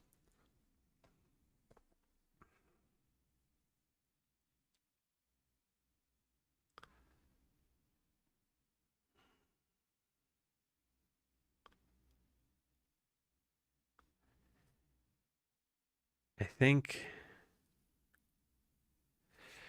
the idea that I had for the trophy system a while ago was like dedicate some plot of land to putting grayscale boss images on it.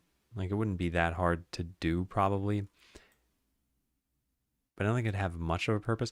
I think it might be kind of neat actually if we just like randomly put them somewhere in the town instead of trees, and it just became like a little cool thing you had to find. Like, oh, the ogre is there. Oh, because I beat them, and like you hover over them and you see what time you beat them or something, and then like the dragon gets put over here. The largest growth was caused by Idle Cup doing a video, for sure. Like it was so anomalous that I noticed the day that it happened, and I'm like, someone must have made a video or something, and sure enough, there it was. I kind of like that idea about boss statues. Add a museum, designer add decorations.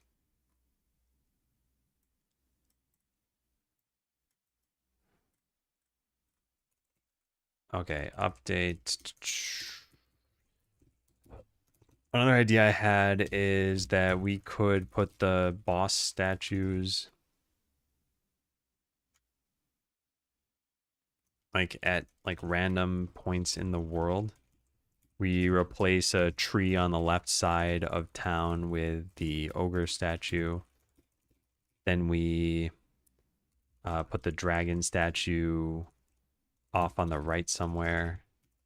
You could even see details when hovering over these.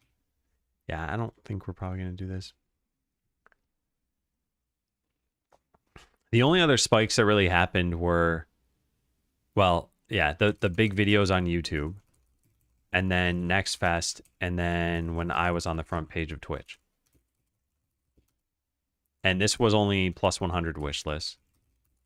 This was like plus thousands. And this was probably like plus hundreds. So yeah, that's why I say like influencer is just so outsized compared to anything else I could do.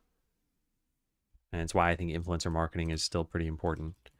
Now, I have not run ads yet, but at some point I want to run ads. In fact, I mean, that should be under huge ideas somewhere. Start running ads. So are we just deleting this? Yeah.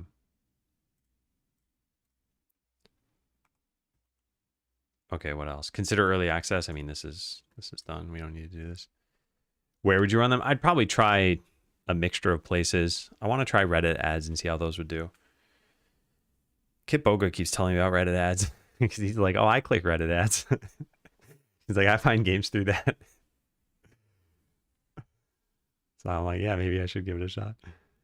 Would you pay money for content creators? Does it have that much of a margin, do you reckon? So since my game's not for sale yet, it's really hard for me to know. Like, let's say I spent $500 on ads, and well, 500 is not a lot. Let's say you spent 5,000 on ads, and you end up getting, I don't know, 2,500 back in return. You'd be like, well, ads are not helpful for me because some part of the funnel is not converting people. So it's kind of the same thing with influencer marketing, right? If you pay like $1 per viewer per hour, someone's got 20,000 viewers. Well, I guess then, yeah, you pay for half an hour and it costs you $10,000. It's like, well, you better get at least whatever that works out to be. I don't know, like more than 1,000 sales. And is that likely? Probably not. So I think a lot of these games that do paid influencer marketing are typically games where the average like payout per user is pretty high compared to the commitment price. So as an example, a free-to-play game, what's that game? I don't remember what the game was called, but I read some mobile game has like an $18 per user lifetime expenditure, and the game is free. So if you can funnel people into getting the game, let's say it costs you, whatever, $2 to acquire a user through some kind of influencer marketing, or even $5, it's like you're probably going to make triple that. And then eventually you hit a saturation point where this no longer pays off. But for free-to-play games, you're probably adding more content with more purchases and everything. Scala Seller won't be that way. It's just a one-time purchase, like launch is launch. If I do any updates, they're just because I felt like doing updates, not because I feel like I released an incomplete game. Make sure saving and loading works, has proper migrations. You need to make sure people can easily delete their save data. Oh, I never made save slots. I don't know if that's going to happen now.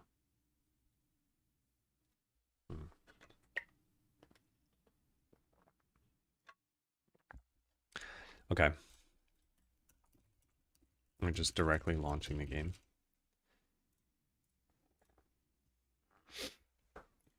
Hey, Ninja. Welcome in. Customer flavor. The flavor text, when you click them, you can click a customer when they have a thought bubble with an item. Explain why they want the item. It could help their personality. The only issue with this at this point is that every little piece of text that I add now needs to be translated into a bunch of languages. So let's add 10 different reasons, like, oh man, I really want this item so that I can give it as a gift, or I want this item so that I can go slay a dragon. It's like, you'd eventually just stop clicking them because you'd be like, this is not that interesting. Show stats about specific customers when you click them, how many items they bought. Have a customer glow and then buy out an entire shop.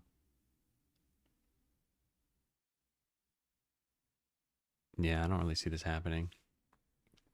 Question for me? Sure. Yeah, I only request that you do not segment your messages. So in the future, feel free to just ask your question. That's fine. Yeah, I think I'm going to close this for now.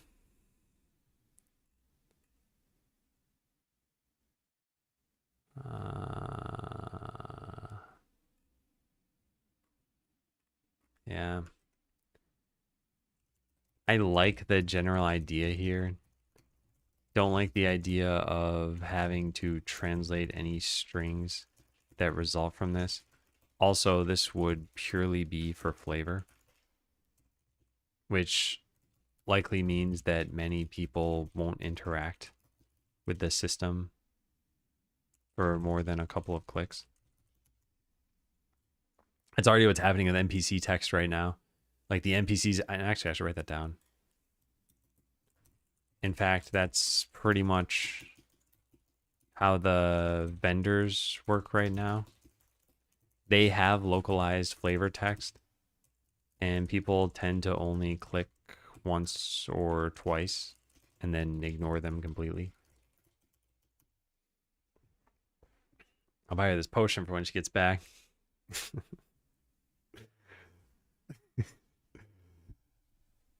Figure out what engine to use to make a learning game for kids with autism. I think figure out which engine to use is generally the same regardless of what comes afterward, unless you already know the type of game specifically. Like if you knew it was going to be, this is kind of the example I use, like a realistic 3D game, I'd say, okay, use Unreal Engine. It's probably the best choice. But for anything else, it's like, well, are you making a 2D game? Are you making something that needs to be like web exported? Which, by the way, most of the engines can handle that too. And after that, I'd just be like, I think just go pick an engine and like try it out and see how it works. And, you know, don't devote like a super long time, maybe a weekend or something to it, and just see, did that seem pretty intuitive? Did I follow the tutorials and they made sense? And am I able to do the kinds of things I think I want to do? Just a dog that teaches kids math. Yeah. So I think pretty much any engine could probably suffice. And it's more about, think of, like I said, those features. Like if it's for kids, you probably want it to be in the browser so that they don't have to trust to download for something. It automatically work on different platforms. Those sorts of things.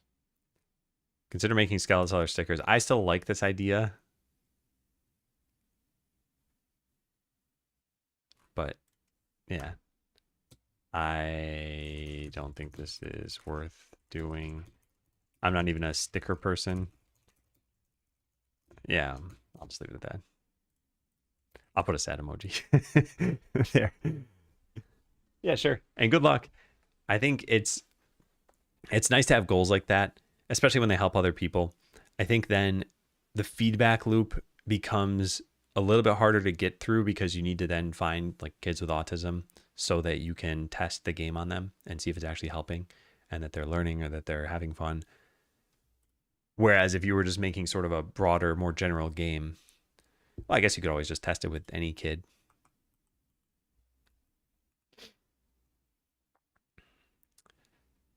All right, make it trackpad friendly. I only have one trackpad. It's on my Chromebook. I still don't know how much I care about this.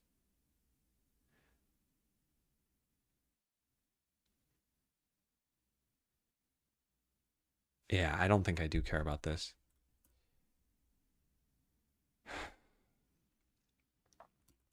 Even if we made the game,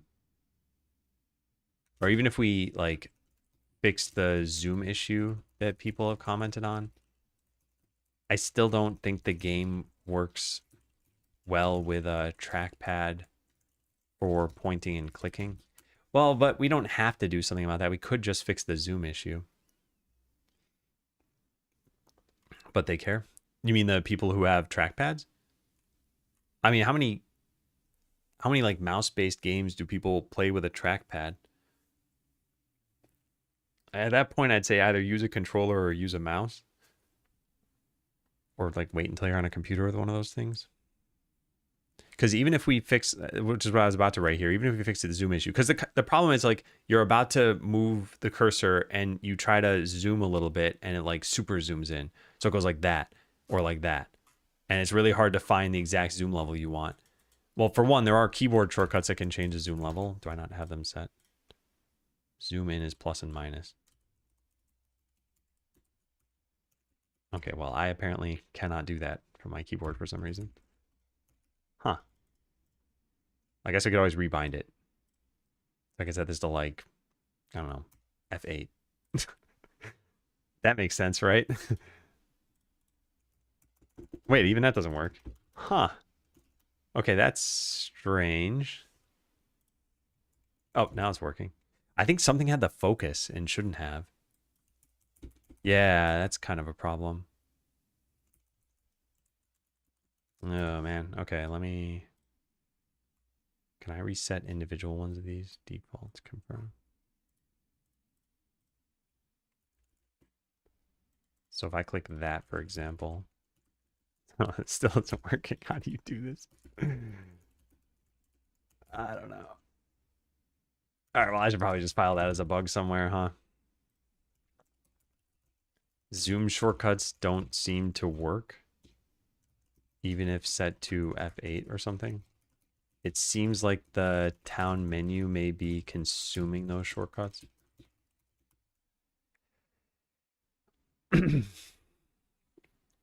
Got rejected for the silly demo banner. Really? Wow. I guess you could always just change the banner at least. Hey, Radio, what's the game about? It's a shopkeeping game. You were a skeleton. Well, you weren't a skeleton originally. You were a human who wanted to go on an adventure and died on their very first adventure, became a skeleton and started a town. This has a ton of customers. That's not supposed to be what the game looks like. So the way the game works is you send your adventurers into battle. So we have an archer fighting. It's very laid back, very casual. I'm not like directly controlling this character right now. It's an auto battler in that sense. And then when they win this battle, they'll earn some potions. I'll let them actually win. So we got some potions, which I can then put into my shop, or I could just wait for my little skeleton to come take it into the shop. And then customers come and buy those items and use the funds you get from that to upgrade your town, eventually upgrade your adventurers. Yeah, it's a very chill, laid back game. Complex emotional attachment to money. Yep. Death can't stop me from making a living.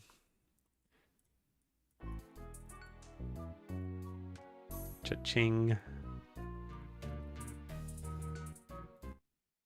All right. So it may still be worth fixing the Zoom issue, but I think it would just highlight how difficult it is to... I wonder if we just disable mouse zooming.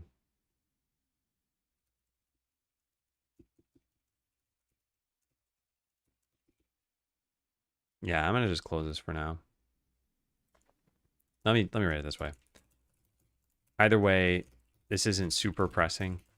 A few people play with a trackpad and will probably be let down. If enough comment, I can prioritize this. Yeah, thanks, Radio. Yeah, it's there on Steam if you just 2 messages up if you want to try out the demo. Oh, yeah, what else do we have? Make the slimes actually eat items. Yeah, this is something that I had planned for a long time and just never did. So right now when you feed the garbage slime, for example, so let's say we get some items here. When you feed it, watch what happens. It puts the item into the center of the slime and then fades out and then gives you money. But the slime doesn't look like they're consuming the item, for example. And this idea was like, shouldn't it look like they're inside the slime for a little bit and they're getting digested? But to be honest, at this point, I don't think I really care.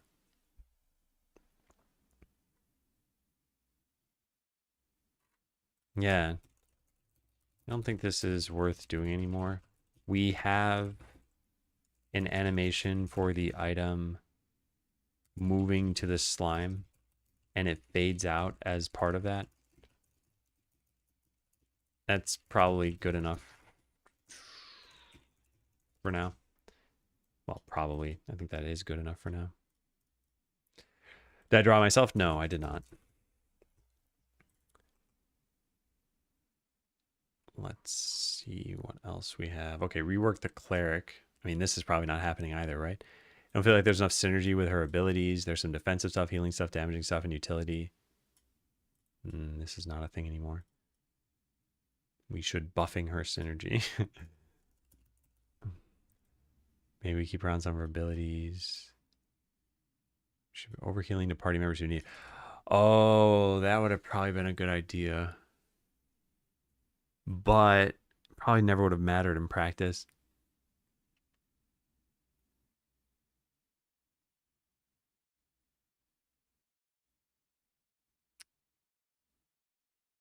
Yeah, I'm not going to do any of this. I think the cleric still has a role in both story mode and, well, less so in challenge mode, maybe. In bone mode, every adventurer is made powerful just via level up perks. Not worth changing a bunch of abilities in strings at this point. So it might seem like maybe I'm dropping too many issues. At some point, I thought this was important enough to file, but again, this was in 2024. Like, enough time has passed now where we need to prioritize just what's important for launch. And if we get to the point where, let's say, the number of issues was like 3 on this list, and I was like, let's just drop all 3 of those, I can come up with other work to fill in the remaining 49 days we have. And I can just make some like fun ideas at that point. But this is stuff that I just don't think is going to drastically impact the game. And it's just so much easier to close this. Make them despawn later after victory. I think this is still probably worth doing. All right. I mean, this is not happening now at this point, right? This just can't happen. Since I used English strings as keys for localization. So changing any of them would delete the translated strings and cause a huge pain. No, it can happen. It can't realistically happen.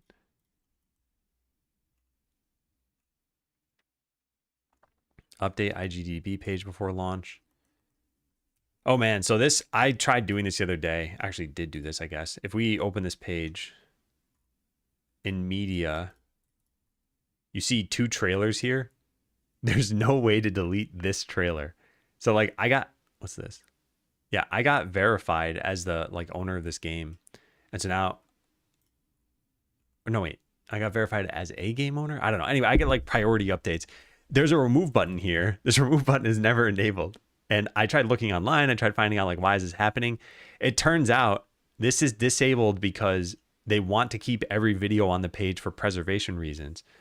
And it's like super not obvious that that's the case. So I ended up posting on their Discord. And yeah, a bunch of people upvoted this, I guess. But I was like, hey, people are asking about this. And there's a remove button in the UI.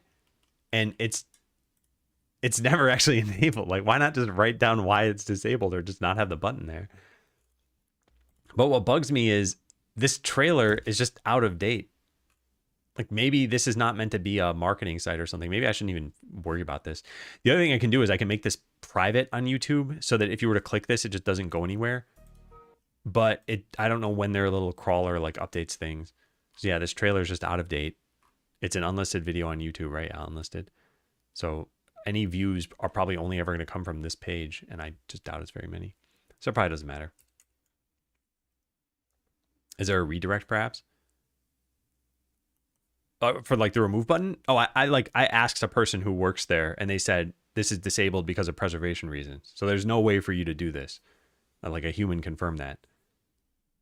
And it's just weird that you wouldn't know that just looking at this UI, right? You'd be like, oh, this is disabled. So maybe I have to add another video. And then you do. And it's like, it's still disabled. Okay, maybe I have to do something else. And it's like, nope, it's just, you just can't ever click it. And that's fine. I get the preservation reason. I take extreme exception to a UI showing you a button you can never click and can't find out why you can't click it. It's like, you should definitely just write some text in there. And I put a little mock-up in this thing. This was it. Note, you can now remove videos for preservation reasons. Read more here. That's all they need to do. And then I would have no problem. So is there anything else I want to update on here? I guess just the images maybe. Can I just put new images on here? Screenshots? These are the old ones, right? Yeah. Oh, this is super old. And when you choose a file, can you choose GIFs? Or animated pings? Do I have any GIFs in here? There's a GIF.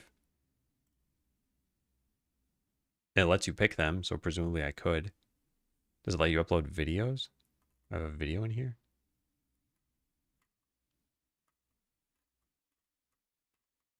I mean, I don't see any right off the top of my head.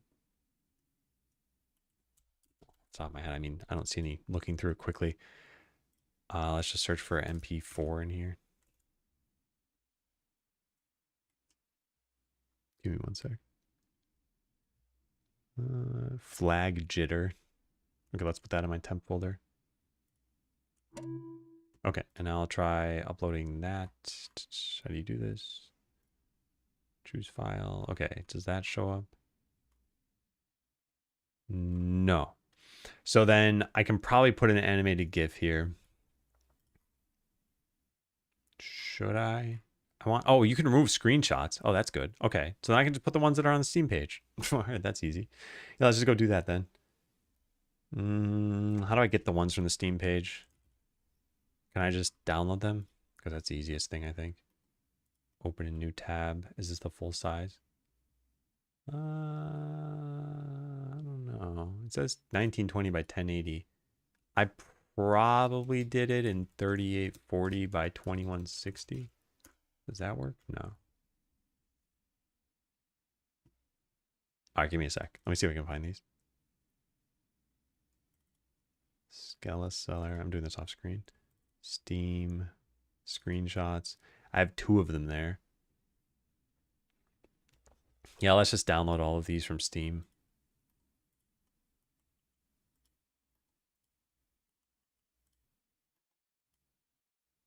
Did that work? Yeah. And then this and this. Okay, so that should be all of them, right? 5, 6. Yeah. And then what's the order of them? So the first is that shop one that's here. The next is the map one. Where'd that one go? There it is.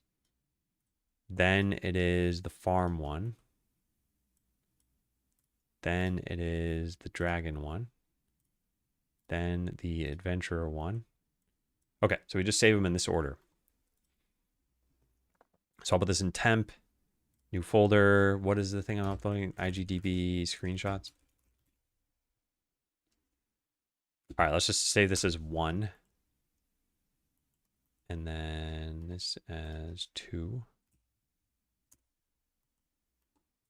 3. 4.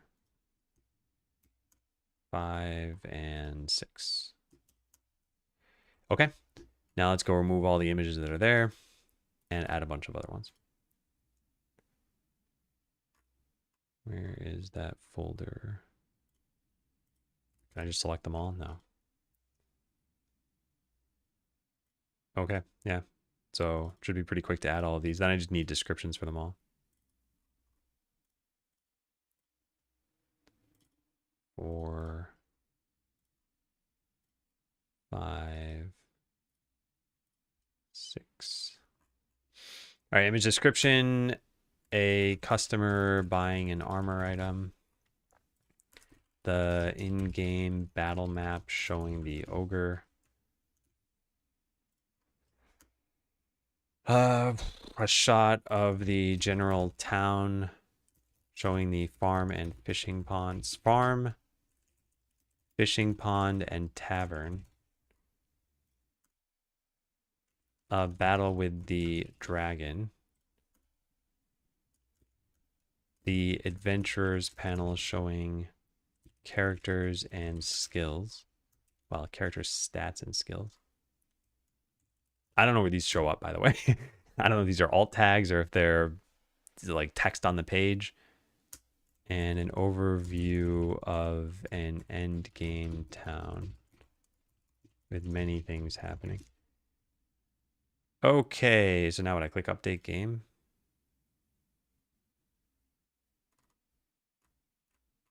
All right, cool. Anything else I have to do? I think that's probably it. Anything else on this page that looks like it can be updated? Yeah, that's pretty good. Okay, cool. All right, so I did what I could here. I just uploaded the 6 images from Steam to IGDB. I can't get rid of the demo trailer due to preservation reasons, which I only found out about through Discord. And then let's link to that. Close. Cool. Cool. Whoops. What's IGDB? I think it's Internet Game Database. Where do you find out what that stands for? Do they never spell out what it means. Yeah, I don't know if they do. What does it stand for? Internet Game Database. Yeah. Hey, Snowies. So it's what some sites will use to pull information from. So for example, Twitch, if I go to categories that I'm following, I think Twitch whoops, what just happened there? Twitch pulls these screenshots from IGDB. So for example, if we type Skeleseller in here, like that's where this gets pulled from. This used to be pulled from Giant Bomb, I believe. And yeah, now it's on that site. And then I think for the sake of IGDB in general, they're trying to just be the one-stop shop for any sort of game information. And that's why they care about preservation, so that someone can't just come in and be like, well, I'm going to delete all the videos from this page or something. Hey, Lemon Drop. Is Giant Bomb gone?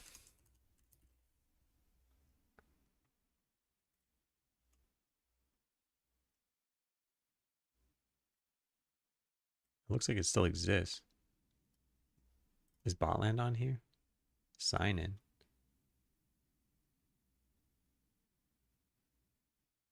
Oh, this is no longer a game database, I guess. Yeah. IGDB is made by Twitch. Oh, yeah, it says right at the bottom, huh?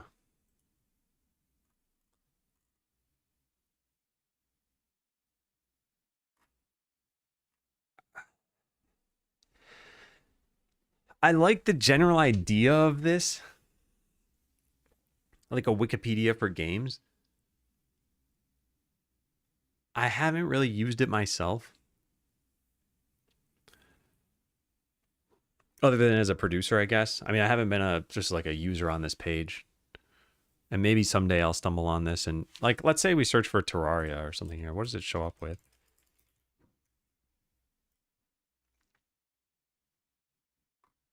Also, I don't like that they fade in from grayscale into color when you load a page.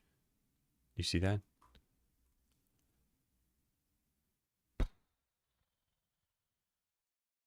Yeah, I guess I just treat Steam as my version of this.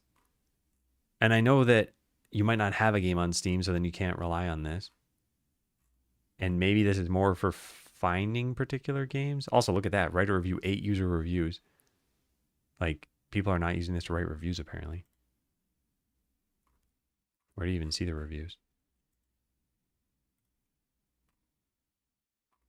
Yeah, where are the reviews? I see ratings. I guess I can click critic ratings. Community. Here we go. User reviews. Amazing but flawed. What? How did they talk about the flaws here? Lots of things to do, like fighting bosses and building. Is there some more to this? Where's the flawed part of this? Okay, negative points. Yeah, not very clear for new players. Can be confusing at times.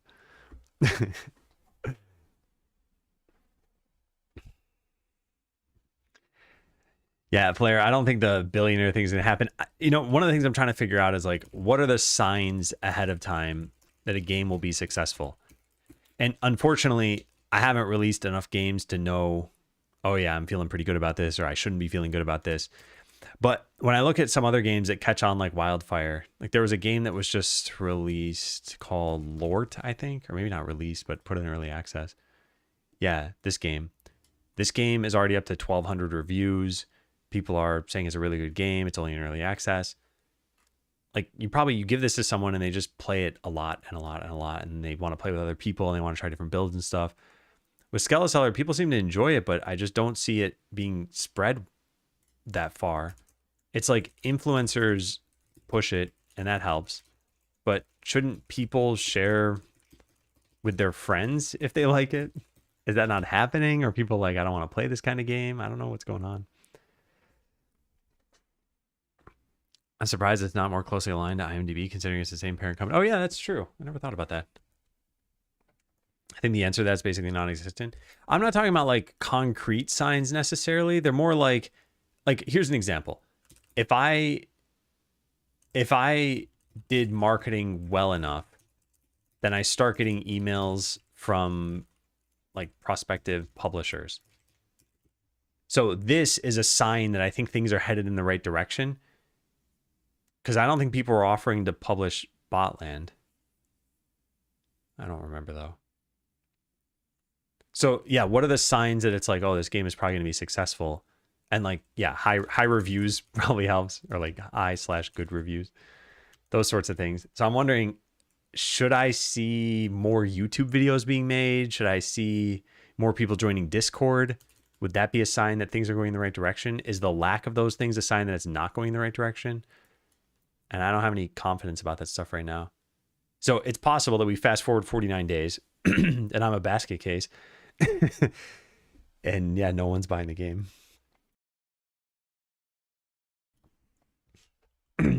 Okay. So can I do like one more issue? Because it's pretty much lunchtime.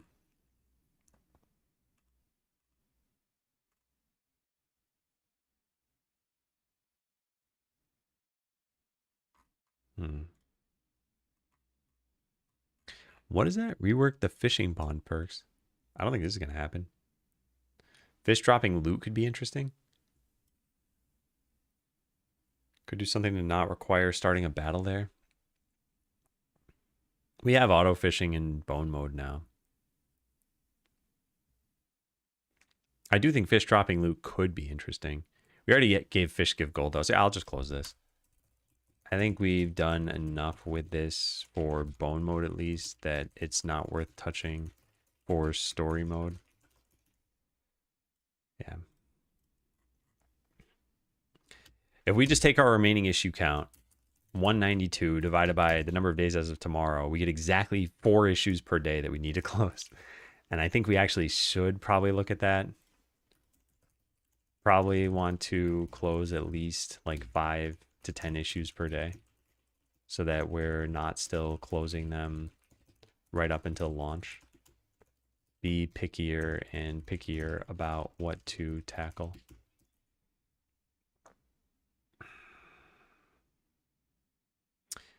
I think you look at hours played by users. Yeah, maybe that's good. Like the demo had a median playtime of exactly 2 hours across 9,000 players. That seems like it was healthy to me, but it wasn't really being spread farther than that. It's like I would expect, hey, if tons of people are playing this game, it's like they'd tell their friends, and then that 9,000 players would go up to 12,000 and 15,000, and it's like that didn't end up happening. How are you doing? Like D30 analytics? My guess is retention data would help. I think with this, it works a little different because it's not a product with a subscription. It's just a one-time purchase. And the total gameplay is probably roughly like 10 hours. So at day 30, people have probably stopped playing. But that's reasonable for this kind of game. It's like most people probably stopped playing Undertale, and Undertale did incredibly well. So yeah, I think it's just, this is pretty much what I'm talking about. It's like, what metrics can I even look at now to see, will this be successful before it's come out? Have you considered writing unit or end-to-end tests for games? It's something I do a lot for work, but I guess probably not worth it for a game. I've considered it, yes. I generally haven't done it, and there are a couple reasons for that. And some of these apply to regular software too, but I think in games, pivoting seemed more common for me. So there'd be features that if I would have tested, I would have thrown out completely because just the feature didn't land. So it's like, okay, we're going to add what, 10 to 20% more dev time per feature and then trash the feature anyway. It's like, that doesn't allow us to move as quickly. And then there are other things that, like, once the work is done, I want to go add new things and make sure the game is still going to be fun and worthwhile. So yeah, just in general, tests did not get prioritized. I don't really have any friends who I tell about indie games and then they go buy them. Yeah, but gamers as a whole, I mean, they post on Reddit about games that they like. Like, I don't see any, that's another example. Like, I don't see any Reddit posts about Skeleseller, really. In fact, if we just do this search. Like, this was me posting. This is the subreddit that has almost no one there. This is someone who made a YouTube video that I reached out to, who then was publishing the game. This is their set of videos. This is the post we made a long time ago. This is not actually anything to do with Skeleseller, but it probably had one of those other posts in the page for it. Like my guess is this does not have Skeleseller mentioned on it, does it? No, it doesn't. Yeah, so there's just like no one's talking about the game. And again, it looks like there are some posts about this, but they're not really Skeleseller. It's like this just had this on the page somewhere when Google crawled this. So it's like, shouldn't that have probably happened at some point? Past month, yeah. It's like, and granted, I'm also not posting about this, although Reddit has some rules and Reddit about that. But yeah, I think those sorts of things would probably have happened if it were gonna spread like wildfire. It's not to say it couldn't do well with more marketing, but at what point can you rely on organic marketing? Maybe it's just not that kind of game. I don't know.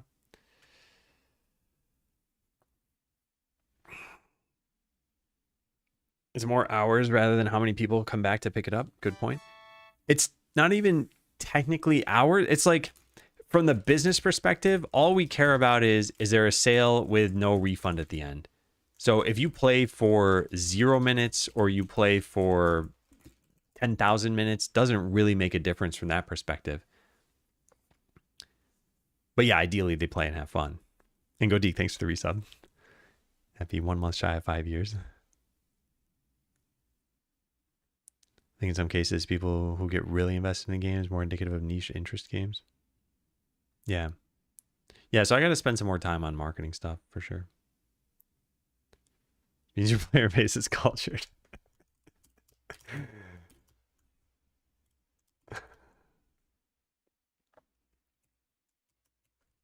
At some point, and maybe on Friday, let's do another push. What's this branch called? More to-do items 5. What a well-named branch. Microtransactions are where the money is in video games. Yeah, I'm not even, just to be clear, like super concerned about the money side of things. It's just like, how would I reach more people? So in a game with microtransactions, typically you end up pulling a disproportionate amount of money from whales. So one user might spend $1,000 and then you have 100 users who spend nothing. But it works out to roughly $10 per person because of how those numbers average. And it's like, oh, okay, that's like just buying the game regularly, right? I don't mind if Skeleseller, like, you know, I don't know how to say this. I don't care that I'm potentially leaving some money on the table. I want the game to do well and I'd like it to spread. So yeah, I got to keep posting stuff. And it does make me think, should I go back to my like stream hiatus, you know, do stuff off stream, make more videos? Yeah. Made more money from a single mountain. Wow. I'm actually kind of surprised about that stat, if that's true. I know they had some like $80 mount or $160 mount or something like that. But part of that shows the success of the game that has microtransactions, by the way. Microtransactions don't do anything if the game's not popular. Like, you're not going to get $1 million from one player if that's the only player you have. Like, you need to get 100,000 players to get that player who's going to spend a ton of money. Okay, anyway, I think this is pretty good. I think we mostly just kind of tackled some issues here.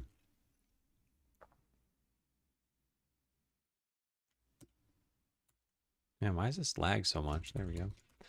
Went through the backlog in Google Docs and GitHub down to 193 issues. How much did we start the day with? How many did I close just now? How do we do this? Last updated. All right, so 1, 2, 3. Oh, wait, I don't even need to count because I can just do this. And we can just select down to wherever I started. There. So we closed 21 issues.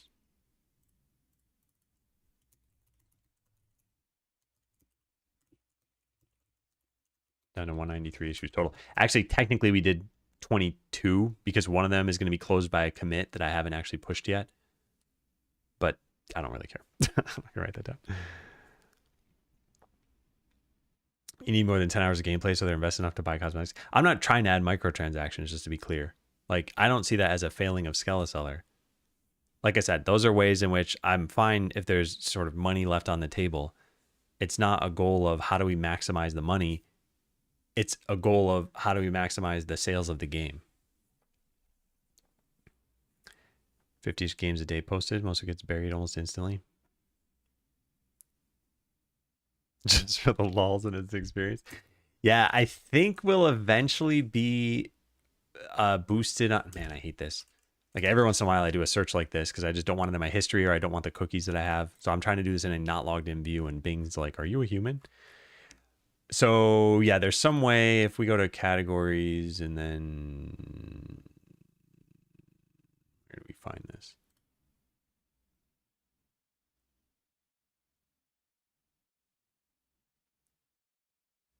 I don't know, let's just click strategy and then just retype it, whatever. Yeah, idle. Okay, yeah. So here we go. So you can scroll down and you can look at popular upcoming games. And Skeleteller is in this list somewhere. Most of these are like kind of sort of prioritized by time. In fact, if you look at this right now, today is the 27th. And you can see that this game on the 31st has made it to the top of the list, whereas this one releases tomorrow and it's only on the second one. And the game that releases the next day is the third one. So it's not just sorted by time, but I think time does play a role on this particular chart. And if you go through this enough, you'll eventually reach the March releases. Yeah, so I'll just click this a few times. Oh, I can just press end. No, wait, no, I can't just press end. All right, and somewhere on here, we should see Skeleteller now. No, not quite yet. We haven't made it to the March 17th releases. But that kind of means that Skeleteller hasn't made enough wish lists to show up. Oh, wait, there it is. All right. So how would we'd see if we're doing better by seeing if there are any games that release sooner after Skeleteller, I guess. Yeah, like this one. I'm apparently doing better than Tollway Tycoon. I don't know. And there's a lot of like Q1s and just general March stuff. Q1. Yeah. Yeah, so at some point that should hopefully get bumped up the list and then there should be more wish lists as a result of that. Who was telling me about this? Someone was telling me, and I can't remember who was saying this. Someone was telling me about their game and how they got like 5,000 more. Oh, it was Mr. D-Boy talking about the game that they were making. They got a lot of wish lists in the month leading up to launch.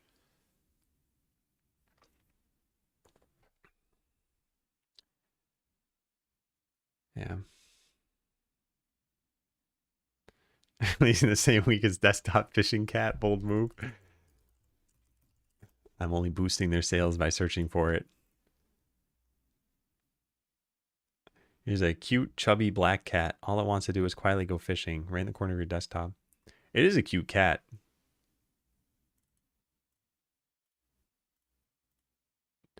Man, I don't feel like at least the images don't do a great job of showing anything, right? They're all the same image basically, except for this one. And maybe this is supposed to be a cheap game eventually. Also, I'm not ragging on this game. It's probably fun. It's probably just nice to have a little companion cat fishing for you. All right, I need to get going. I've been streaming for almost 4 hours. I only took one break. I really should have taken at least a second one, but I also should have just stopped. I'm going to go get lunch, and then I'll tackle some other things in the afternoon, but off stream.